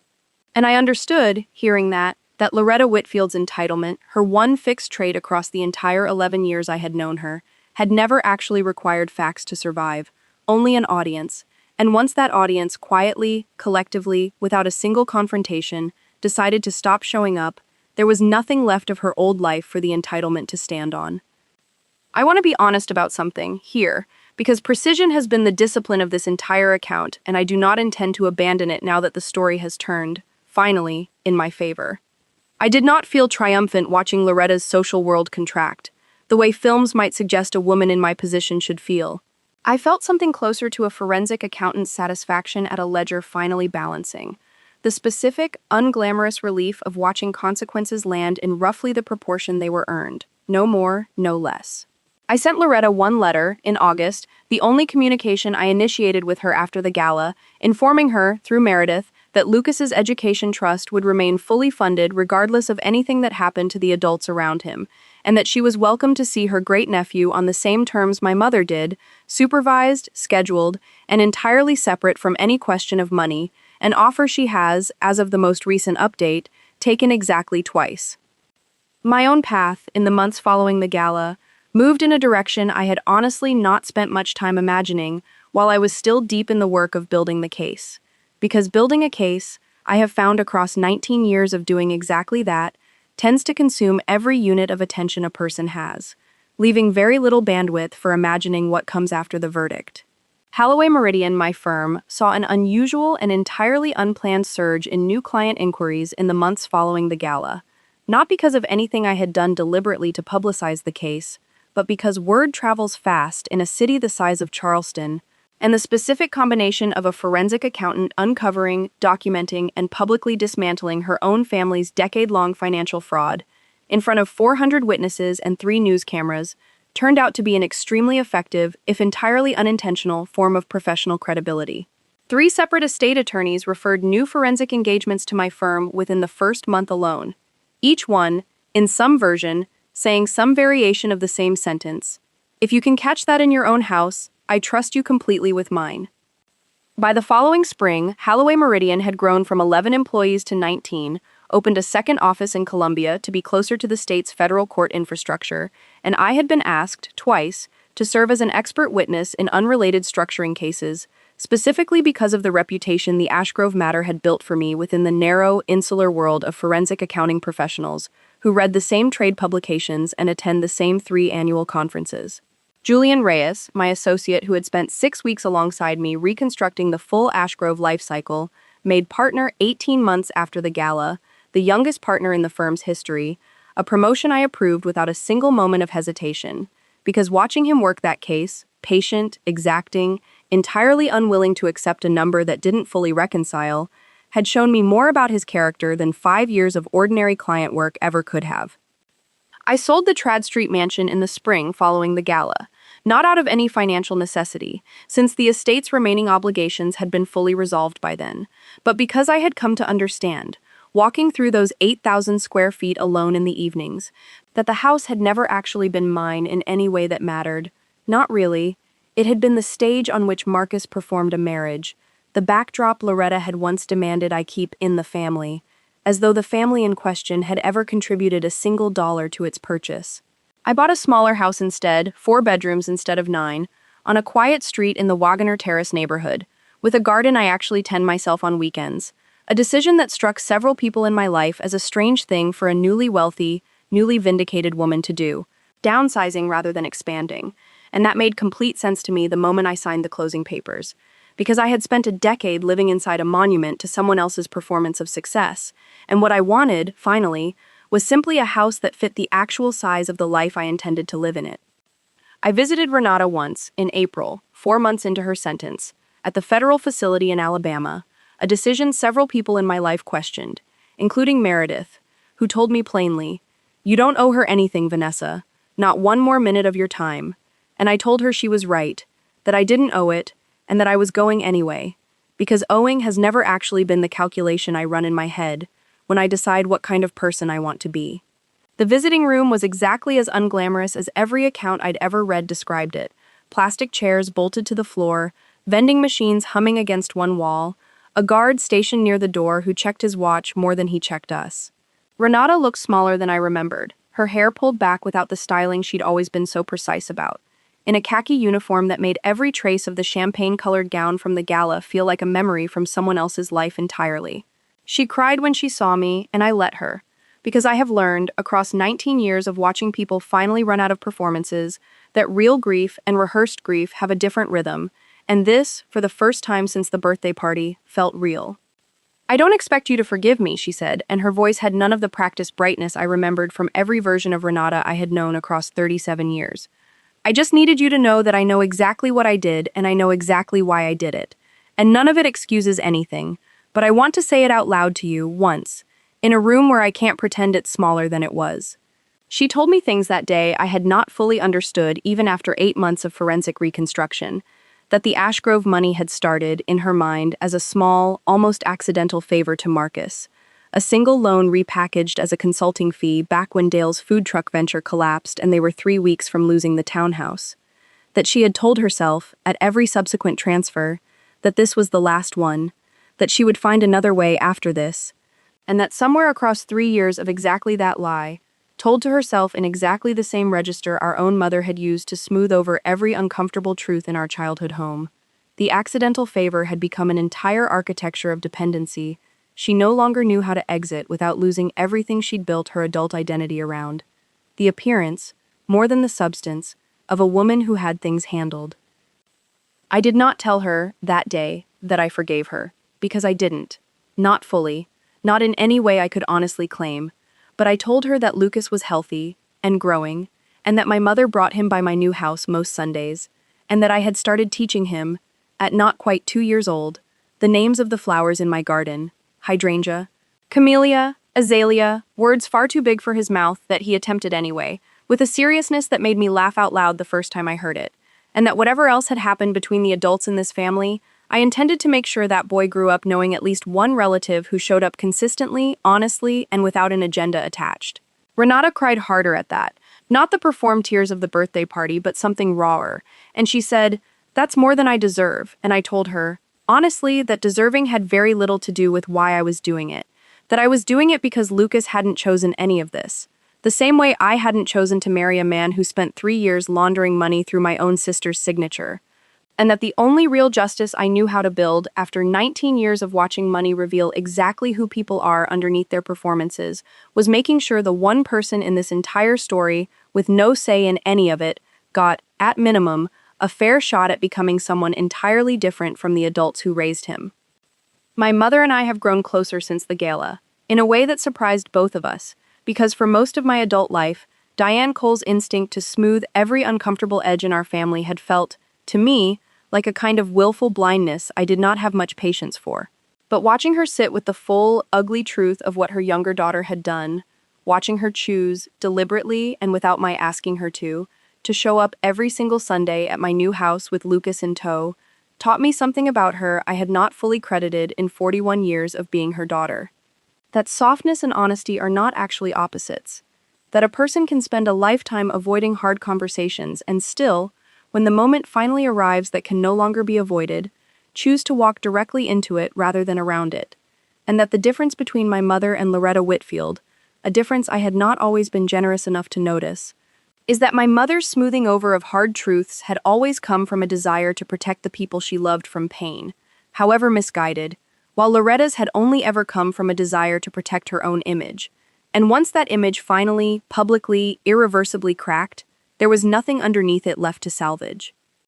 My father and I talk more now than we did in the decade before Marcus died, a fact I attribute less to any single dramatic moment and more to the simple, accumulated weight of having built something together, quietly, methodically, over 8 months of shared purpose, the same way a lot of the deepest bonds I have ever built in my professional life have formed. Not through grand gestures, but through the slow accumulation of trusting someone completely with something that mattered. He still calls me on Sunday evenings, still asks about the firm's Columbia office, still occasionally mentions, with the same dry understatement he brought to 22 years on the federal bench, some small detail about a case that reminds him of ours. And I have come to understand that the closest thing my father knows how to offer as love is exactly what he offered me the night I brought him the Ashgrove file. Complete attention, complete discretion, and the quiet, unwavering assumption that I already knew exactly what I needed to do and simply required someone steady standing beside me while I did it. There's a particular kind of quiet that settles over a life after a case like this closes. And I want to describe it honestly, because none of the versions of vindication I had imagined during those 8 months of quiet investigation quite prepared me for what it actually felt like once the file was finally closed. I kept expecting a single, cinematic moment of release, the sensation people describe in movies when the villain finally faces consequences and the protagonist exhales for the first time in the entire film. What I got instead was slower and stranger, and in its own way more honest. A gradual settling, month by month, as the pieces of my life that had spent 3 years quietly rearranging themselves around Marcus's fraud without my knowledge, finally stopped rearranging and simply stayed still. I noticed it first in small things. I stopped, without realizing I had been doing it, checking our joint accounts every Tuesday with the low-grade vigilance I had carried for the final year of my marriage, because there was no longer a joint account, no longer a Marcus whose spending needed silent auditing, no longer a version of my own home I needed to treat as a case file. I noticed it in how I slept, which, for the first time in over a year, stopped being interrupted by the particular 3 in the morning alertness that comes from knowing, somewhere beneath conscious thought, that something in your life does not add up. I think often, now, about the exact moment everything actually started. Not the birthday party, not even the Tuesday in March when I first noticed the AGCP Holdings transfer, but earlier than that, at my own engagement dinner a decade earlier, when Loretta Whitfield lifted her wine glass and said, "Well, someone has to keep the lights on while Marcus builds something real," and I smiled instead of saying what I actually thought, which was that the entire sentence was, structurally, an insult wearing the costume of a compliment, the precise architecture of every interaction I would go on to have with that family for the next 11 years. I have asked myself, honestly, more than once, whether a different version of me, at 31, might have heard that sentence and understood it immediately for what it was, might have called it out at the table instead of filing it away, might have saved myself a decade of quietly cataloging a family's condescension instead of marrying into the middle of it. I don't know the answer, and I have stopped needing one, because the version of me that filed it away instead of confronting it is also, precisely, the version of me who spent 19 years building the exact skill set required to dismantle, with complete legal and financial precision, every single lie that family had ever told about itself, and I am not certain those two versions of me can actually be separated from each other, the woman who smiles and files, and the woman who eventually opens the file and finishes the case. Celine Marchetti's story, in the year following the gala, took a turn I had not fully anticipated, though in hindsight it fits her one fixed trait as cleanly as everything else in this account. Within 4 months of settling her tax matter, she had left the Ashcombe Club entirely, taken a position at a boutique hotel in Savannah, and, according to Priya, who kept a loose professional eye on the matter simply out of thoroughness, had already begun a new relationship with a hotel investor 22 years her senior, a pattern Priya described, in her final report to me, with the flat, clinical language of someone who has watched this exact profile repeat itself across an entire career of financial investigations. Subject appears to have relocated her operating model rather than abandoned it. I did not feel triumphant reading that line. I felt, mostly, a kind of tired recognition, the understanding that some people, when the specific scheme collapses, do not learn a different way of moving through the world. They simply find a new city for the same scheme to run in, and that this, too, is its own quiet, ongoing consequence, a life spent permanently one discovery away from having to relocate again. I think, too, about Dale Prentice more than I expected to, because his arc, more than any of the others, complicates the clean moral shape I might otherwise want this story to have. He is, as of the most recent update from my mother, still working at the boat storage facility, still living in his own mother's spare bedroom, and has, according to Renata during my one visit to Alabama, started attending a weekly parenting class through the county, not because a court ordered it, since custody of Lucas remains formally with Renata's family pending her release. But because he told her, in a phone call she relayed to me with visible surprise in her own voice, that he wanted to actually know what he's doing, once she gets out and they figure out, together or separately, what the next chapter of raising their son looks like. I do not know if Dale Prentice has genuinely changed in any way that will hold once the immediate crisis of Renata's incarceration and the public exposure of the gala fades from memory. The way genuine change is always harder to verify than a bank statement, harder even than a signature under magnification. What I know, because it is the only thing I have ever actually known how to measure with confidence, is that for the first time in 11 years, his behavior and his stated intentions are, for now, reconciling, and reconciliation, in my line of work, is the only metric that has ever actually meant anything.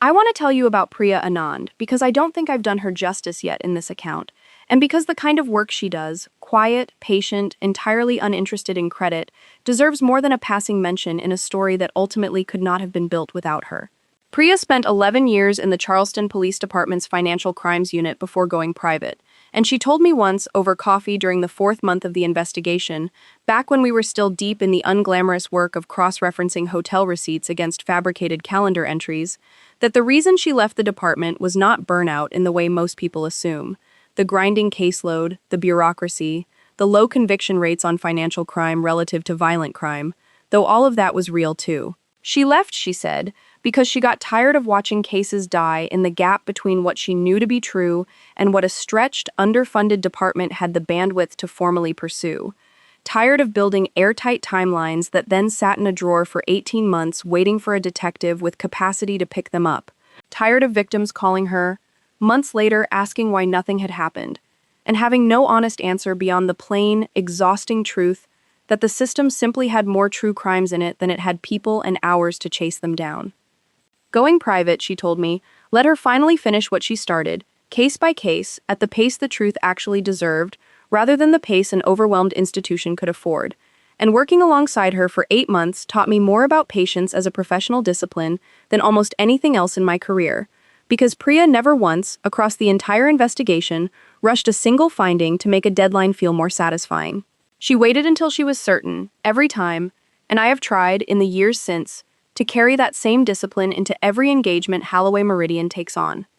Meredith Voss and I have stayed close in the years since the case resolved, not simply in the ordinary professional way that a lawyer and a longtime referral source stay in touch, but in a way that surprised both of us, given how transactional our relationship had been across the 2 prior cases we'd worked together before Ashgrove. She told me, at dinner on the 1-year anniversary of the gala, a dinner we had started, without ever formally deciding to, marking on our calendars each June, that the Ashgrove case had changed something in how she approached her own work. That watching me build a case against my own family with the same clinical patience I would have brought to any client's engagement had taught her something about the specific kind of discipline required to separate the emotional weight of a betrayal from the procedural rigor needed to actually win against it, and that she had started, in the 2 years since, explicitly teaching that distinction to the younger associates at her firm, using, with my permission, a heavily anonymized version of our case as a teaching example in her firm's internal training materials.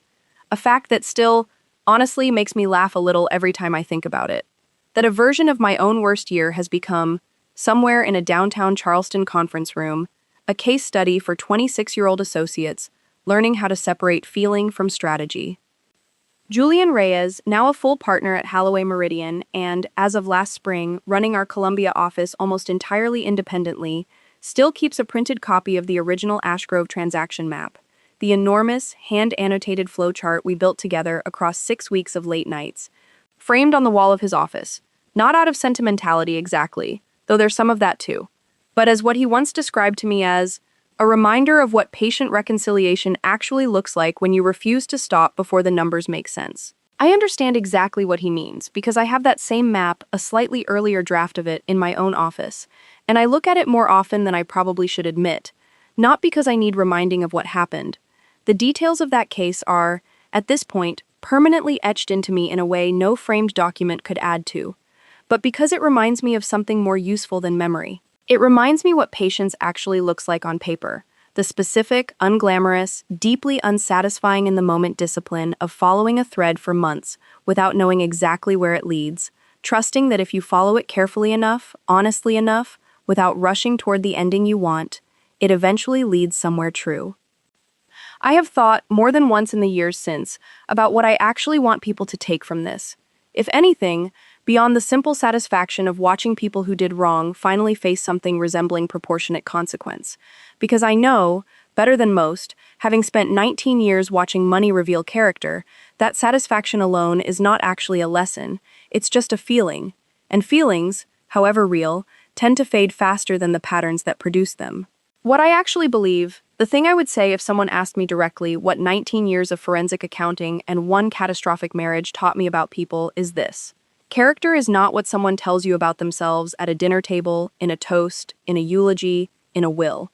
Character is what someone does with access, with opportunity, with the specific, quiet moments when no one else is checking the math. Marcus told me, at our own wedding, that he had never met anyone he respected more. And I believed him. And I was not wrong to believe the sentiment in that particular moment, because I think, in some limited, self-serving way, he probably meant it. What he did with 3 years of unsupervised access to a joint line of credit told me something far more accurate about who he actually was than any toast ever could. And the gap between those two truths, what a person says and what a person does when they think no one is reconciling the ledger, is the entire discipline my career has been built on. And it turns out, in the end, it was also the entire discipline my marriage required, whether I understood that at 31 or not. Lucas turned 3 this past spring, and I threw the party myself, in my own garden this time, under a much smaller banner than the one that hung in that West Ashley backyard 2 years ago. No smash cake photographed for 43 phones, just my mother, Julian and his wife, who Lucas has taken to calling Uncle Jules, despite no actual relation, and, for the first time since her release 8 months ago, Renata, out on supervised release now, still living with our mother while she rebuilds something resembling a stable life, still 2 years into repaying the restitution that funds, quietly, in the background, the exact trust account meant to secure her son's education. She stood at the edge of my garden that afternoon, watching Lucas chase a soccer ball across grass I planted myself, and she said, without my prompting her, "You know, I used to think the whole point of a life like yours, the career, the money, the way people listen to you, was that it made you untouchable. I spent years being jealous of that, even when I would never have admitted it out loud. It took me going to prison to understand that what actually made you different from me was never the money at all. It was that you were always willing to do the slow, boring, unglamorous work of actually finding out what was true, even when the truth was going to cost you something. I was never willing to do that. I always just wanted the version of things that felt good enough to keep going. I did not have a clean response to that, standing there with a lemonade sweating in my hand, watching my nephew fall down in the grass and laugh instead of cry. And I have come to believe, since, that not having a clean response was itself the correct response. Because some truths, once someone finally says them out loud after years of avoiding them, don't actually need an answer. They just need a witness. I have not remarried, and I am not currently dating anyone, a fact my mother brings up with a gentleness that has, over the past 2 years, slowly worn away most of its original edge, because I think even she, watching me build the last 2 years of my life on my own terms, in a house I chose entirely for myself, in a career that has grown past anything I imagined it could when I first started Holloway Meridian, in a rented office above a dry cleaner 19 years ago, has come to understand that the absence of a partner in my life is not the same thing as an absence of a full life. I go to dinner most Fridays with Meredith or with Priya, or, once every few months, with all 3 of us together, a standing tradition none of us ever formally announced, comparing notes on cases we can each only describe in the vaguest possible terms given confidentiality, laughing harder over those dinners than I laughed in the last 4 years of my marriage combined, which is its own kind of quiet, unglamorous data point, the sort I would trust in any professional context and have finally learned to trust in my personal one too. I think about the $8 million mansion sometimes, the one Loretta wanted kept in the family, the one I sold the spring after the gala, and I think about how strange it is that the house itself was never actually the thing anyone in that family was fighting over. Not really. Renata did not want half a house. She wanted, I have come to believe, half of the certainty that house represented. The specific, visible proof that a Cole daughter could build something so solid it could be divided and still leave everyone standing. A certainty she had spent 37 years watching me accumulate while she accumulated debt dressed up as ambition. Loretta did not want the house kept in the family because she loved that particular address.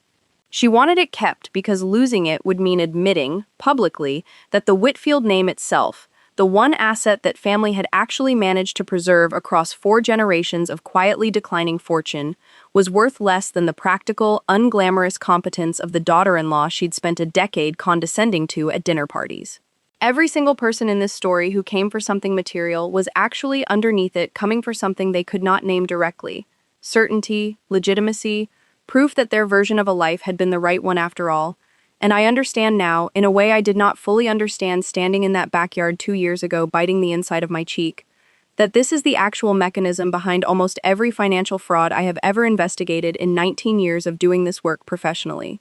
The money is never really about the money. The money is about what the money is standing in for. And if you trace it back far enough, patiently enough, honestly enough, it will always, eventually, tell you exactly what that is.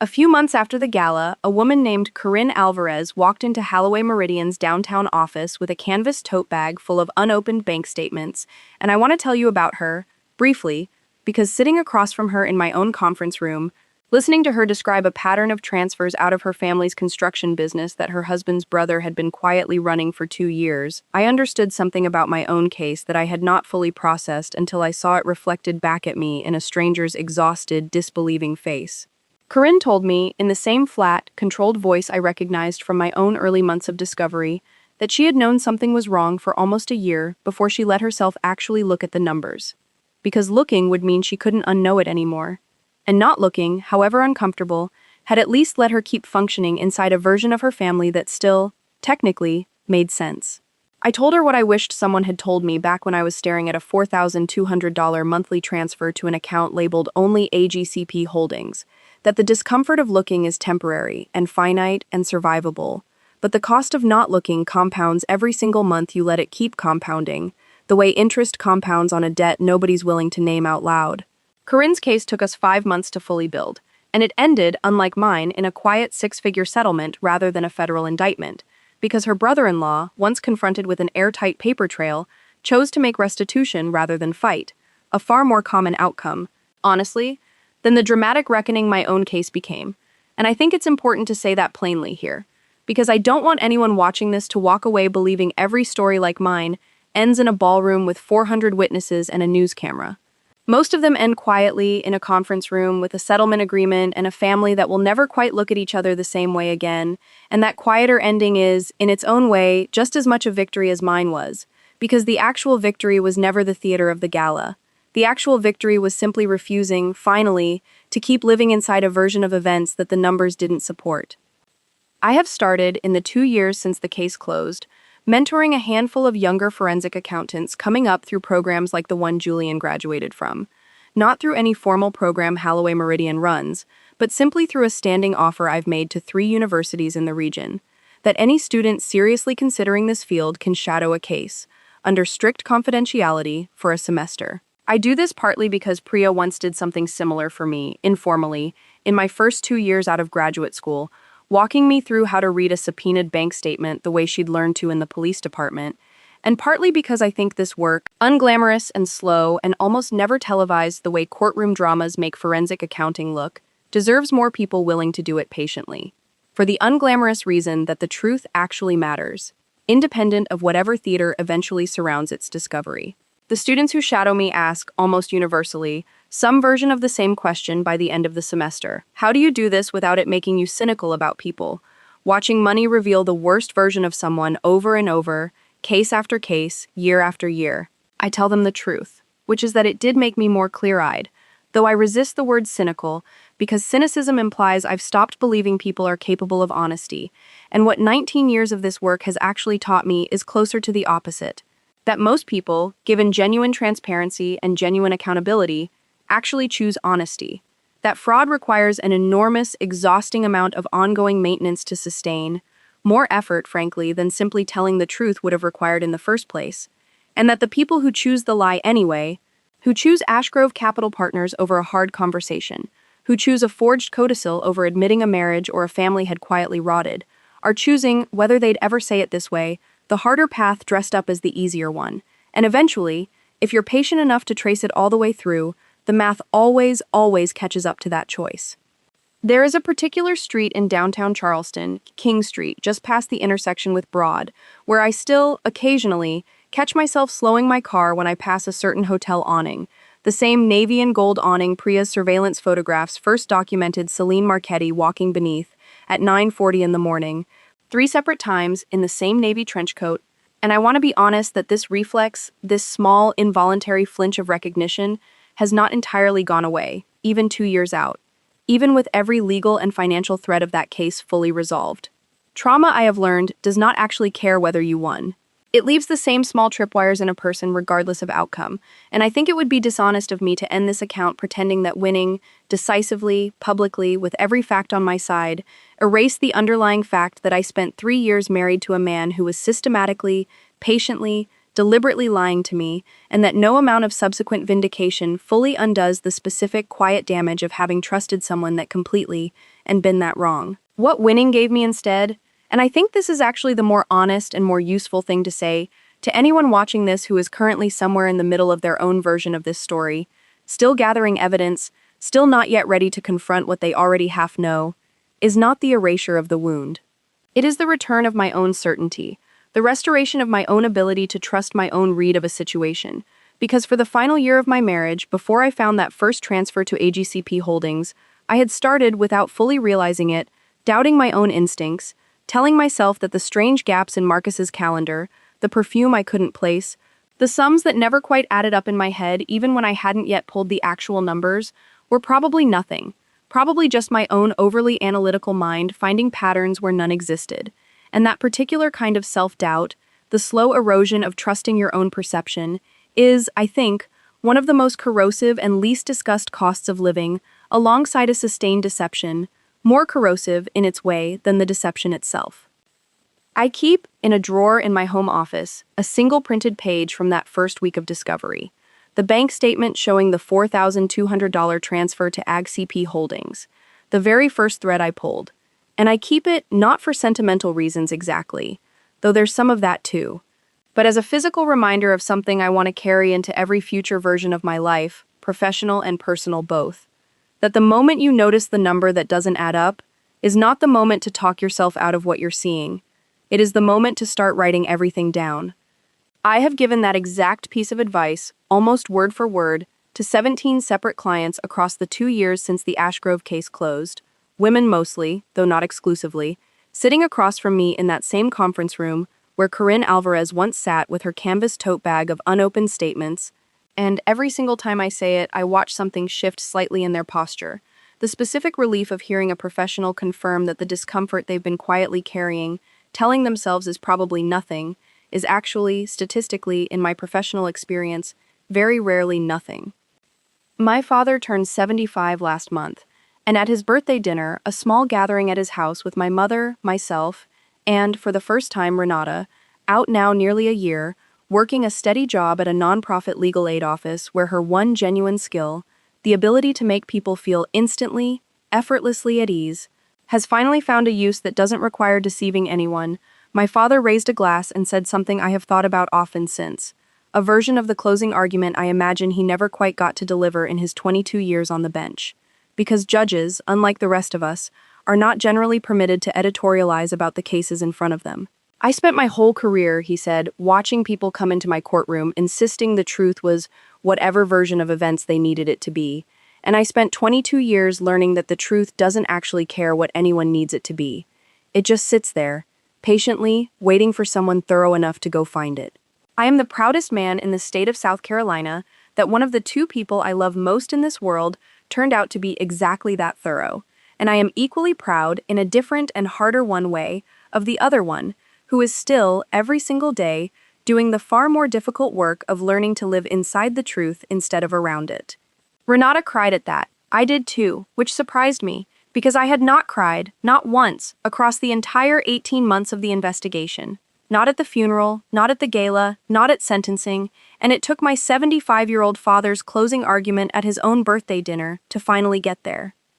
I think about the string of small, almost forensic details that made this case work, the ones that never make it into the summarized version anyone tells at a dinner party years later, because I think those details matter more than the dramatic ones, and I want to give them their due before I close this out. The watermark on the forged codicil's paper, a batch code that Talia Okafor traced back to a shipment received by 3 specific office supply retailers beginning on the 2nd of October, 5 weeks after Marcus's death, was the single detail that ultimately made the forgery charge unassailable, more than the trace signature itself. Because a trace signature, defense attorneys will tell you, can sometimes be explained away as a coincidence of natural handwriting similarity if a jury is skeptical enough of expert testimony. A paper batch code manufactured after the document's claim date cannot be explained away by anything. It is simply mathematically impossible, the kind of fact that doesn't require a jury to trust anyone's interpretation, only to trust arithmetic. And arithmetic, I have found across 19 years of this work,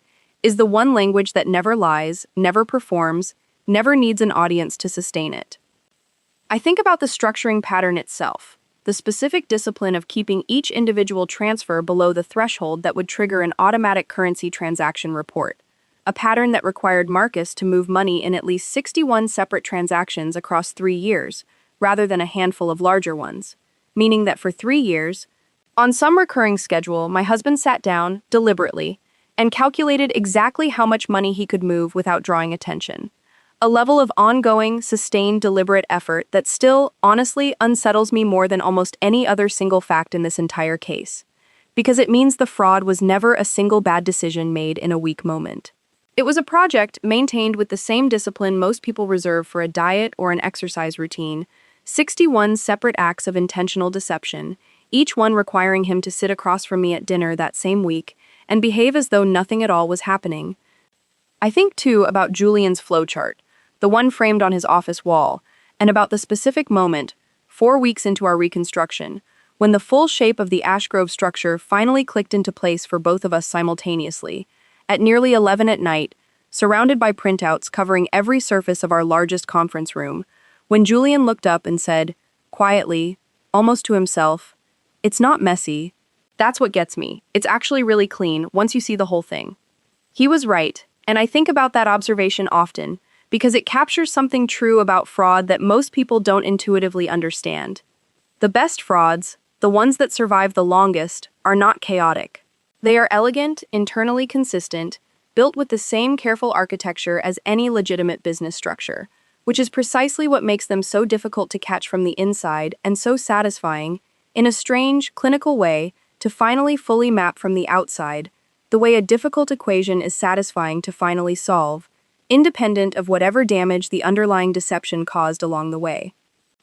I want to say one more thing about Meredith Voss before I close this, because I think it matters and because I don't think I've fully credited it yet. In our very first meeting, back in October before Marcus had even died, when I laid the initial Ashgrove documents on her desk and watched her read for 90 minutes without speaking, she told me something afterward that I have carried with me every single day since. She said, "Vanessa, I need you to understand that being right is not the same thing as winning. Plenty of people walk into my office completely correct about what happened to them and still lose, because they let the emotional truth of their situation dictate their legal strategy instead of the other way around. If you want to win this, and I think you do, you need to let me build the strategy, and you need to keep doing exactly what you've clearly already been doing, which is treating your own life like a case file instead of a wound. It will feel cold. People who love you may tell you it feels cold, but cold is what wins." I have thought about that sentence more times than I could count across the 2 years since, because I think it is, in its own way, the actual thesis of everything I've told you tonight, that the coldness people sometimes accuse me of, the same coldness Loretta implied at my engagement dinner when she called me practical, in a tone that meant something closer to joyless, was never actually the absence of feeling. It was the discipline of not letting feeling drive the car while the stakes were still this high, and saving the feeling, all of it, every ounce, for the moment the case was finally, fully won.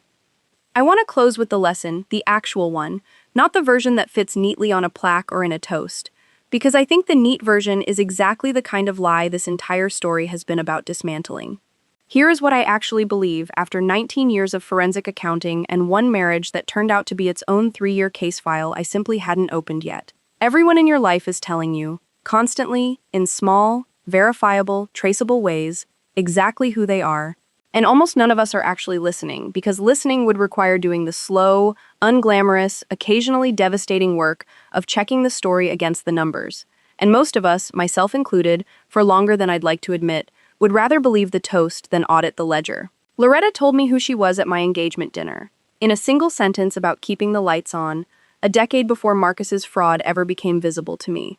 Renata told me who she was every single time she described a failed venture as a pivot instead of a loss, years before she ever forged a single document.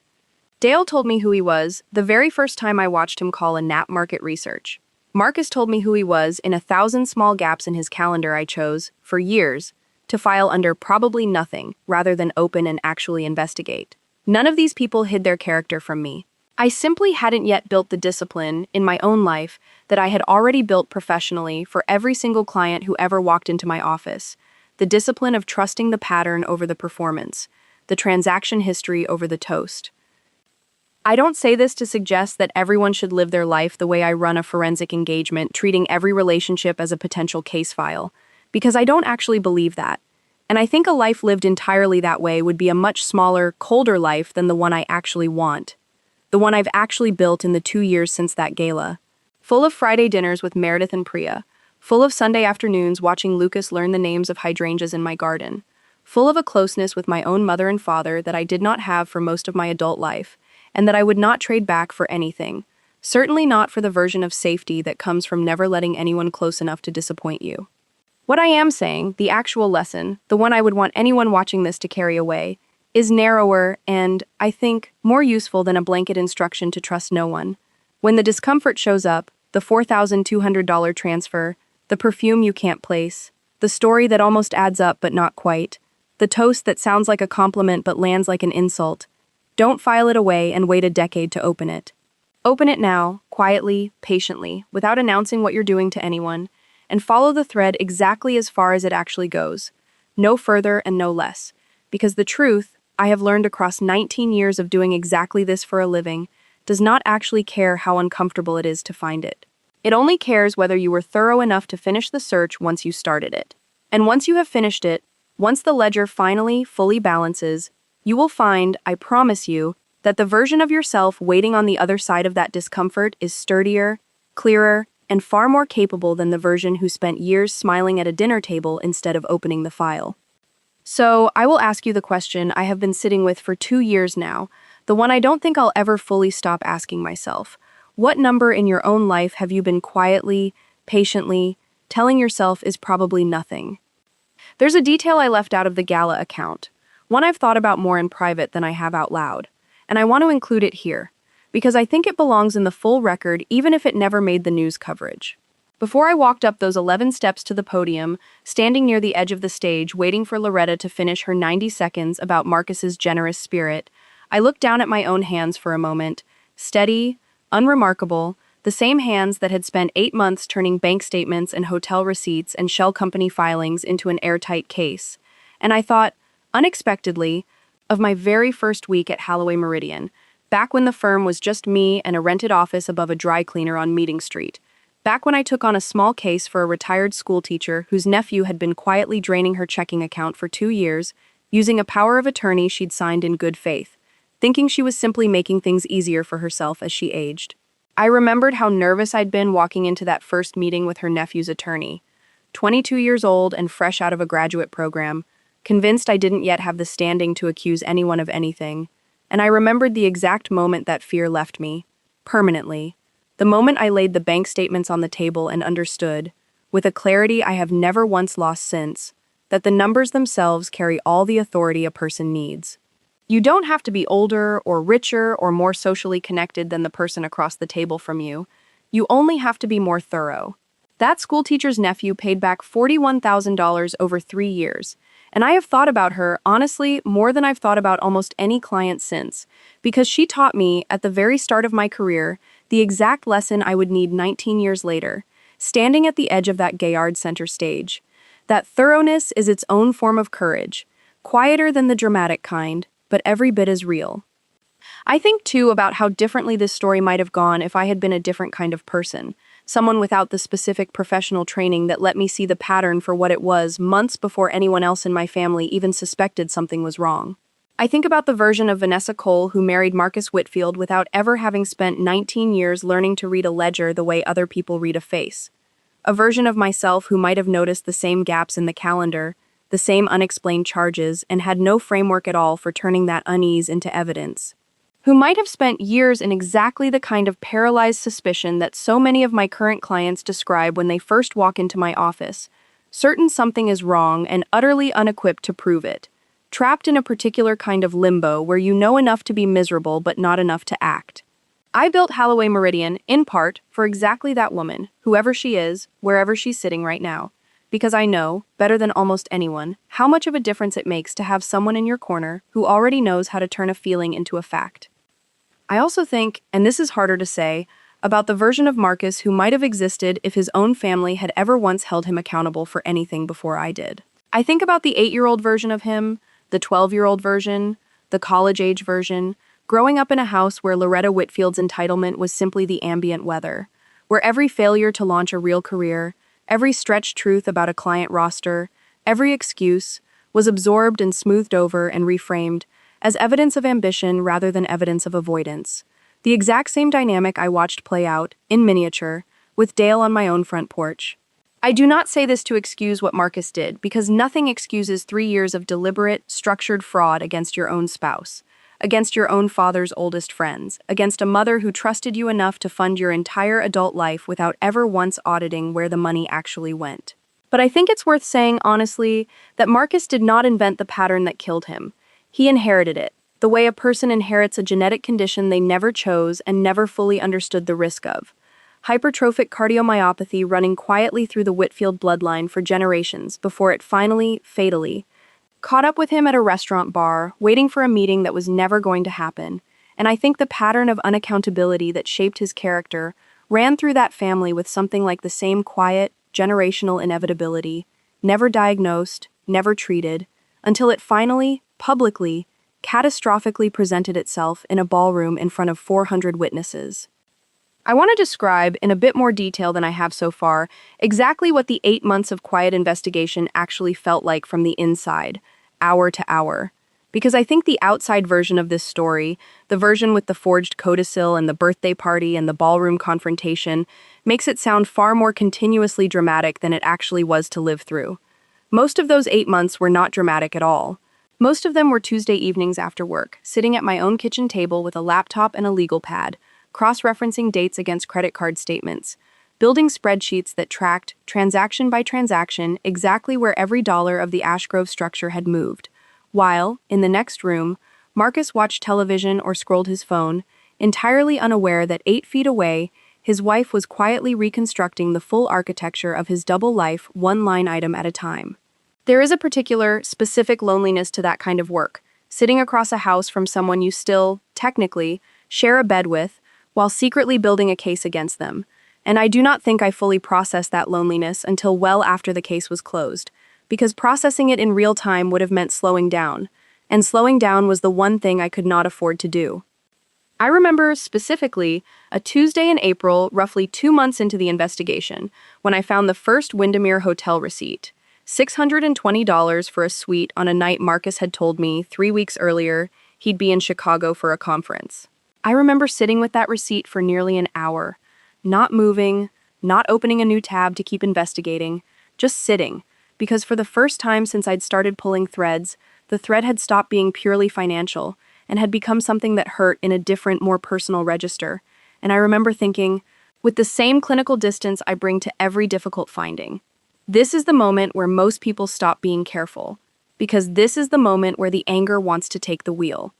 And I remember deciding, consciously, in that exact hour, that I was not going to let it, that I was going to close my laptop, go to bed, and pick the investigation back up methodically the next evening, because I understood, even through the specific ache of that discovery, that anger makes mistakes and patience does not. And I needed, more than I needed the temporary relief of confronting him that night, to be the version of myself that did not make mistakes. I also want to say something about the specific guilt I carried, quietly, for longer than I expected to, about investigating my own sister with the same rigor I would bring to a stranger, because I think it's an honest thing to admit, and because I suspect anyone who has ever had to hold a family member accountable for something serious has felt some version of it. There was a night in July, roughly 5 months into the investigation, when Julian and I finally confirmed, beyond any reasonable doubt, that Renata's signature was on the Ashgrove account documents, not just adjacent to the fraud, but actively, knowingly participating in it. And I remember driving home that night and pulling over, once, on a quiet stretch of Ashley River Road, and sitting in my car for almost 20 minutes before I felt steady enough to keep driving. Not because I doubted the finding, the documentation was unambiguous, but because some younger, less disciplined part of me kept asking whether building an airtight case against my own sister made me something other than the person I wanted to be. I did not have a clean answer that night, sitting in my car on the side of a dark road. The answer I eventually arrived at over the following weeks was this: loving someone and holding them accountable have never actually been opposites, no matter how badly some families want to pretend otherwise. And the version of love that lets a person keep lying, keep forging, keep structuring illegal transfers because confronting it would be uncomfortable, is not actually love at all. It is complicity wearing love's clothing, the exact same disguise Renata herself wore for years, telling herself that covering for Marcus's affair, that helping move his money, was simply what family does for family. I was not willing to wear that same disguise, even for her, especially for her, because I had already watched, up close, for a decade, exactly what that particular kind of loyalty eventually costs. There's one final piece of the record I want to include before I close this out, because I think it's the piece that surprised me most, in a story otherwise built almost entirely out of things I anticipated, planned for, and prepared myself to face. 6 weeks after the gala, I received a letter, an actual, physical letter, handwritten, from one of the 3 men whose money Marcus had solicited through Ashgrove Capital Partners in his final year. A man named Ellis Thorne, 71 years old, who had known Marcus's father since they were both at the Citadel together in the 1970s, and who had wired $60,000 into what he believed was a legitimate strategic consulting fund 11 months before Marcus's death. I expected, if I expected anything, a letter of anger, or perhaps a request for restitution beyond what the federal case was already pursuing. Instead, Ellis Thorne wrote 3 paragraphs thanking me, specifically, for the courage of the gala speech, telling me that he had spent nearly a year quietly ashamed of his own naivety, certain that admitting he'd been defrauded by his old friend's son would make him look foolish in front of the exact social circle Loretta had spent decades curating, and that watching me stand on that stage and lay out the full, unflinching truth in front of 400 people had given him, finally, the permission he needed to stop being quiet about his own loss and formally join the federal case as a cooperating witness, a decision that ultimately strengthened the prosecution's case against the broader structure significantly. I keep that letter in the same drawer as the original AGCP Holdings bank statement, and I think about it often, because it taught me something I had not fully understood walking into that ballroom, that the decision to speak a hard truth publicly, in full, without softening it for anyone's comfort, does not only serve the person speaking it. It gives everyone else in the room who has been quietly carrying a version of the same shame permission to finally stop carrying it alone. I think, finally, about a conversation I had with Lucas just last month, 3 years old now, sitting in my garden on a Sunday afternoon while my mother refilled her iced tea inside. When he pointed at a hydrangea bush, its blooms just beginning to shift from the pale green of early summer toward the deep blue the acidic soil in my particular yard always produces, and asked me, in the specific, unguarded way 3-year-olds ask questions, "Aunt Vanessa, why is it changing color?" I told him, as simply as I could, about soil pH, about aluminum uptake, about how the same flower can bloom an entirely different color, depending entirely on what's actually happening underneath it, invisible, in the ground, long before anyone above the surface can see the difference. And I watched him nod with the exaggerated seriousness 3-year-olds bring to information they don't yet fully understand but want badly to seem like they do, and I thought, standing there in the exact garden I chose for myself after selling a house that never actually belonged to me, that I had just accidentally explained the entire architecture of the last 2.5 years of my life to a child too young to understand the metaphor, that everything that ever really matters about a person, a marriage, a family, a fraud, is always happening underneath the visible bloom. In the soil nobody thinks to check until the color starts changing in ways that don't make sense. And that the only real skill I have ever actually had, the one skill that built a firm, ended a marriage, exposed a family, and, eventually, rebuilt a life sturdier than the one it replaced, was simply being the kind of person who was always, eventually, willing to go check the soil. I promised, near the start of this account, that I would tell you exactly how a woman like me, 41 years old, professionally trained to notice exactly what other people miss, could stand in a backyard listening to her own sister call a stranger's forged signature a dead man's will, and simply say, "Oh, all right," without her voice ever once wavering. I think, now, having walked you through all of it, the Ashgrove structure and the Windermere receipts and the watermarked paper and the ballroom and the letters and the garden, that the honest answer is smaller and stranger than anyone watching probably expected when this started. It was never actually composure in the way people usually mean that word, some innate, unshakable calm I was simply born with. It was procedure. It was 19 years of training my own nervous system to treat the worst news as data rather than as a crisis. Because a crisis demands an immediate reaction, and data demands, above almost everything else, patience. And I had spent 19 years, one client engagement at a time, teaching myself exactly that distinction, until the distinction itself became something closer to instinct, close enough that even standing in that backyard, watching my own sister hold up a forged piece of paper in front of 43 witnesses, the procedure simply took over before the panic ever got a vote.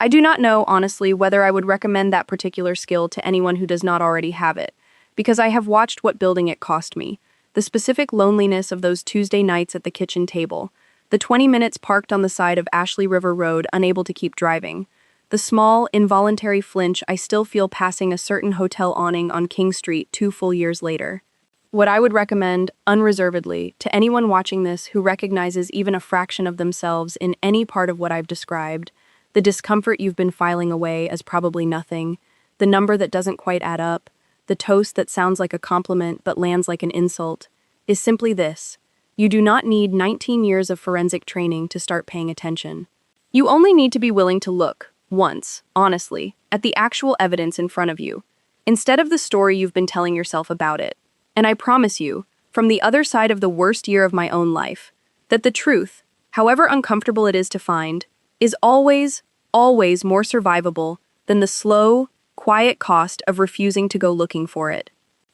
There is a photograph taken by a guest at the gala whose name I never learned that circulated briefly online in the weeks after the ballroom footage went viral, a photograph taken from the back of the room at the exact moment I finished speaking and stepped away from the podium, and in it you can see my father, already rising from his seat at the head table, one hand braced against the linen tablecloth. His face turned toward me with an expression the local news anchor who eventually interviewed him for a follow-up piece described, on air, as the proudest I've ever seen a man look while his family was actively falling apart around him. I have that photograph printed and framed now, beside the Ashgrove transaction map in my office, not because I need reminding of the moment itself, which remains, and I suspect will always remain, one of the most vivid 19 minutes of my life, but because of what my father's face in that photograph actually captures, which is not triumph over Renata, not vindication against Loretta, not even the simple relief of a case finally publicly closing. It is the specific, quiet pride of a man watching his daughter finally stop protecting people who had never once, in return, protected her. And I think, of every single consequence this entire ordeal produced, the criminal charges, the social exile, the divorce, the restitution,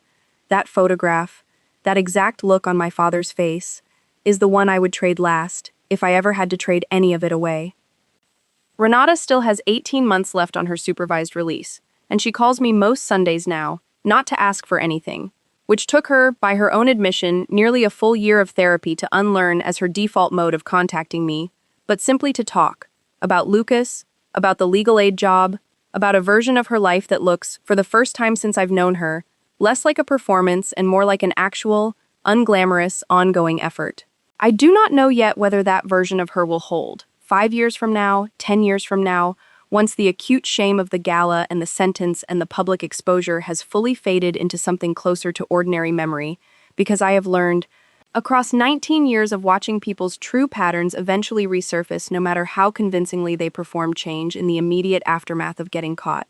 that the only real evidence of lasting character change is time, sustained, boring, unglamorous time. The same kind of patient accumulation of small, verifiable data points that built the Ashgrove case in the first place. I am not naive enough to promise you, or myself, a clean, permanent redemption arc for my sister, because life, unlike the version of this story I could tell you at a dinner party, rarely offers anyone a clean, permanent anything. What I can tell you, honestly, is that as of this exact moment, the pattern is holding, the numbers are reconciling, and for now, that is enough, because in my profession, as in my family, for now, the numbers are reconciling has always been the only kind of hope I've ever actually trusted. I want to close with the part of this I have told no one outside of Meredith and my father, the small, specific detail that happened 3 days after the gala, once the news cycle had already moved on to other things, once the initial shock among our extended family and social circle had already begun settling into its new, permanent shape. I drove out, alone, to the small cemetery outside Charleston, where Marcus is buried, not the grand Whitfield family plot at St. Michael's Churchyard, where 3 generations of his ancestors are interred beneath elaborate stonework, but the newer section, further out, where I had chosen, deliberately, to bury him myself, under a modest granite marker with only his name and dates. No epitaph, because by the time I made that decision, 4 days after his death and a full month before I ever found the first Ashgrove transfer, some instinct I did not yet have language for had already told me not to carve anything permanent about a man whose entire life, I would later discover, had been built out of things that weren't actually true. I stood there for a long time, in a light rain, without an umbrella, and I did not cry, and I did not feel triumphant, and I did not feel, honestly, very much of anything I could easily name, only a kind of vast, quiet stillness, the specific feeling of a case finally, completely closed, every transaction reconciled, every thread followed all the way to its true end. I told him, out loud, standing there in the rain, the same 3 sentences I have never told another living soul, and I will not repeat them here, because some parts of a story, even one told this openly, this thoroughly, are allowed to remain mine alone. What I will tell you is that I left that cemetery lighter than I had felt in 3 years. Not because closure is a magic word that erases damage. It isn't, and it doesn't, but because I finally, fully, completely knew the whole truth of the life I had actually been living, instead of the performance I had been sold. And there is a specific, irreplaceable kind of peace that comes only from that. A peace no forged codicil, no shell company, no carefully maintained lie can ever fully take away from you once you've done the work of finding it yourself. I think about all of this sometimes on ordinary Tuesday evenings now, sitting at that same kitchen table where I once built the first spreadsheets of the Ashgrove investigation, except now the table sits in a different house, a smaller one that actually belongs to me in every sense that matters, and I am usually doing something far more ordinary than reconciling a fraud, reviewing a new client engagement, or reading with Lucas over video call, while my mother holds the tablet steady, or simply sitting in the quiet, the specific, hard-won quiet of a life built entirely on things that are actually true. I did not expect, standing in that backyard 2.5 years ago, biting the inside of my cheek to keep from laughing, that the story would end here, in this particular kind of ordinary piece, because vengeance stories, the ones I used to half-watch on television before any of this happened to me, always seemed to end at the moment of triumph. The ballroom, the confrontation, the gasp of the crowd.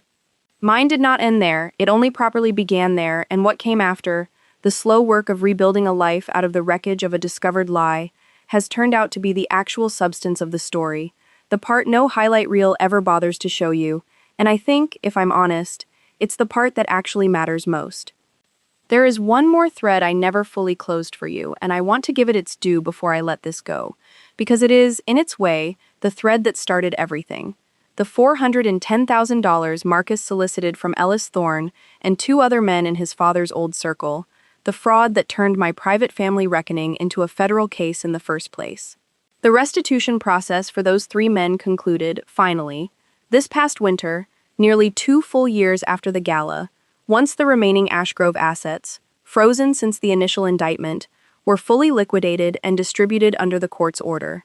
Ellis Thorne received back $41,000 of the $60,000 he'd wired. The rest lost permanently to the specific, unglamorous mechanics of a fraud that had already spent most of what it took by the time investigators finally traced it. And he wrote me a second letter when the check arrived, shorter than the first, just 4 lines, thanking me again, telling me he had used part of the returned money to start a small scholarship fund at the Citadel in an unrelated cadet's name.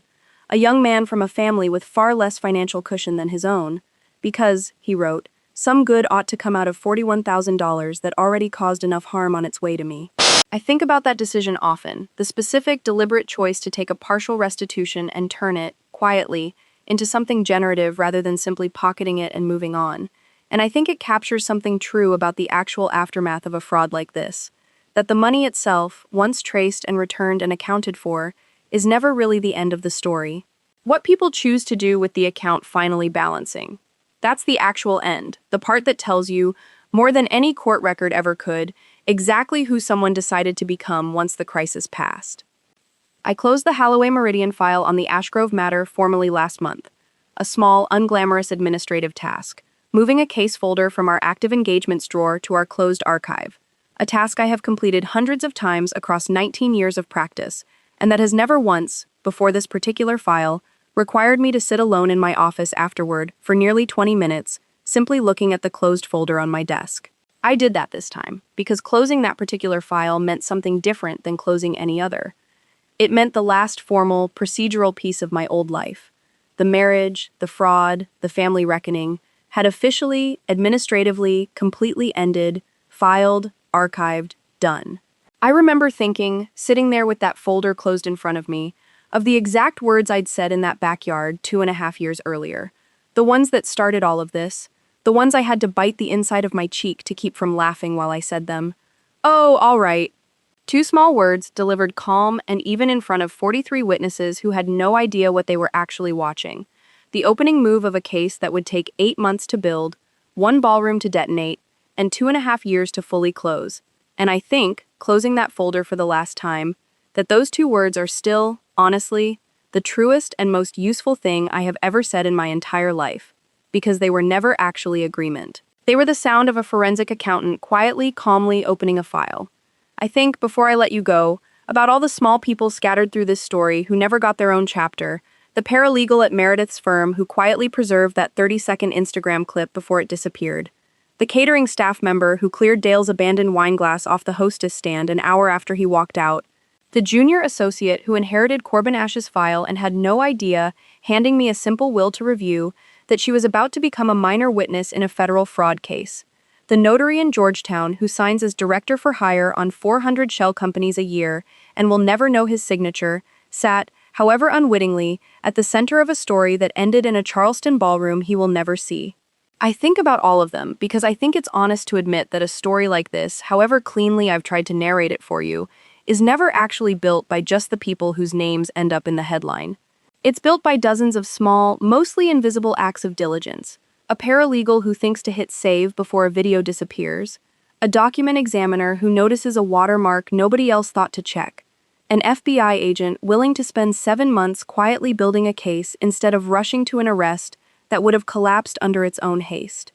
I could not have done any of this alone, and I want that on the record too, clearly before this story ends. Because the version where a single woman single-handedly brings down an entire fraudulent family, however satisfying it is to watch, was never actually the true one. The true one required a village of thorough, patient, mostly uncredited people, and I am, to this day, more grateful to all of them than any framed transaction map or gala photograph could ever fully capture. And that, I think, is finally the whole of it. Every thread, every closed loop, every reconciled number, laid out in full for anyone who has sat with me this long. I did not expect, standing in that backyard with frosting on a 1-year-old's chin and a forged piece of paper in my sister's hand, that telling you this story would take this long, or go this deep, or cost me this much to finally say all of it out loud in one continuous account, instead of the fragmented, defensive pieces I'd been offering people in passing for 2.5 years. But precision, as I told you at the very start, has always been the entire discipline of my life, professional and personal both. And I did not want to give you a highlight reel. I wanted to give you the actual ledger, complete, reconciled, and finally, fully closed. There's a strange kind of vertigo that comes with narrating your own worst year in full, out loud, for strangers, and I feel it right now, at the very edge of finishing, the same vertigo I imagine a witness feels stepping down from a stand after hours of testimony, the case fully laid out, nothing left unsaid, nowhere left to hide a single fact. I have given you the wire transfers and the watermarked paper and the DNA results and the ballroom and the letters that arrived afterward, And I have given you two, the parts that don't fit neatly into a vengeance arc: the cemetery in the rain, the 20 minutes parked on Ashley River Road, the small, involuntary flinch that still catches me on King Street 2 years later. I gave you all of it because I think a story this thoroughly documented deserves the same rigor I would bring to any client's case file. No shortcuts, no convenient omissions, nothing softened for the sake of a cleaner ending, and because I suspect, somewhere in the specific texture of all these small, verifiable details, someone watching this recognized a piece of their own life they've been quietly filing away, as probably nothing. But there's one more file I never told you about, the one that started forming in my inbox 4 months ago, from a woman whose name I'm not going to say yet, whose husband's business partner has been quietly moving money through an account that traces back, of all places, to the exact same Georgetown registered agent that once signed for Ashgrove Capital Partners. The same flat $200 fee, the same 400 shell entities a year, the same paper-thin layer of legitimacy that took me 8 months to peel back the first time, and that I already know, from the first 3 documents she sent me, will not survive a second forensic pass any better than it survived the first one. And if that detail just made the hair on your arms stand up the way it did mine, sitting in my office reading her email at 11 at night, you already know exactly why I can't stop working cases like this. And you already know exactly what you're going to click on next. If you sat with me through every reconciled number in this one, every wire transfer and every watermark and every quiet Tuesday at that kitchen table, you've already proven you're exactly the kind of person who finishes what they start. Patient enough to follow a thread all the way to its true end instead of stopping the moment it gets uncomfortable. So don't stop now. Not when the next file is already sitting open on my desk, waiting for exactly this kind of patience. And I promise you, it's already just as ugly underneath as this one was, maybe worse.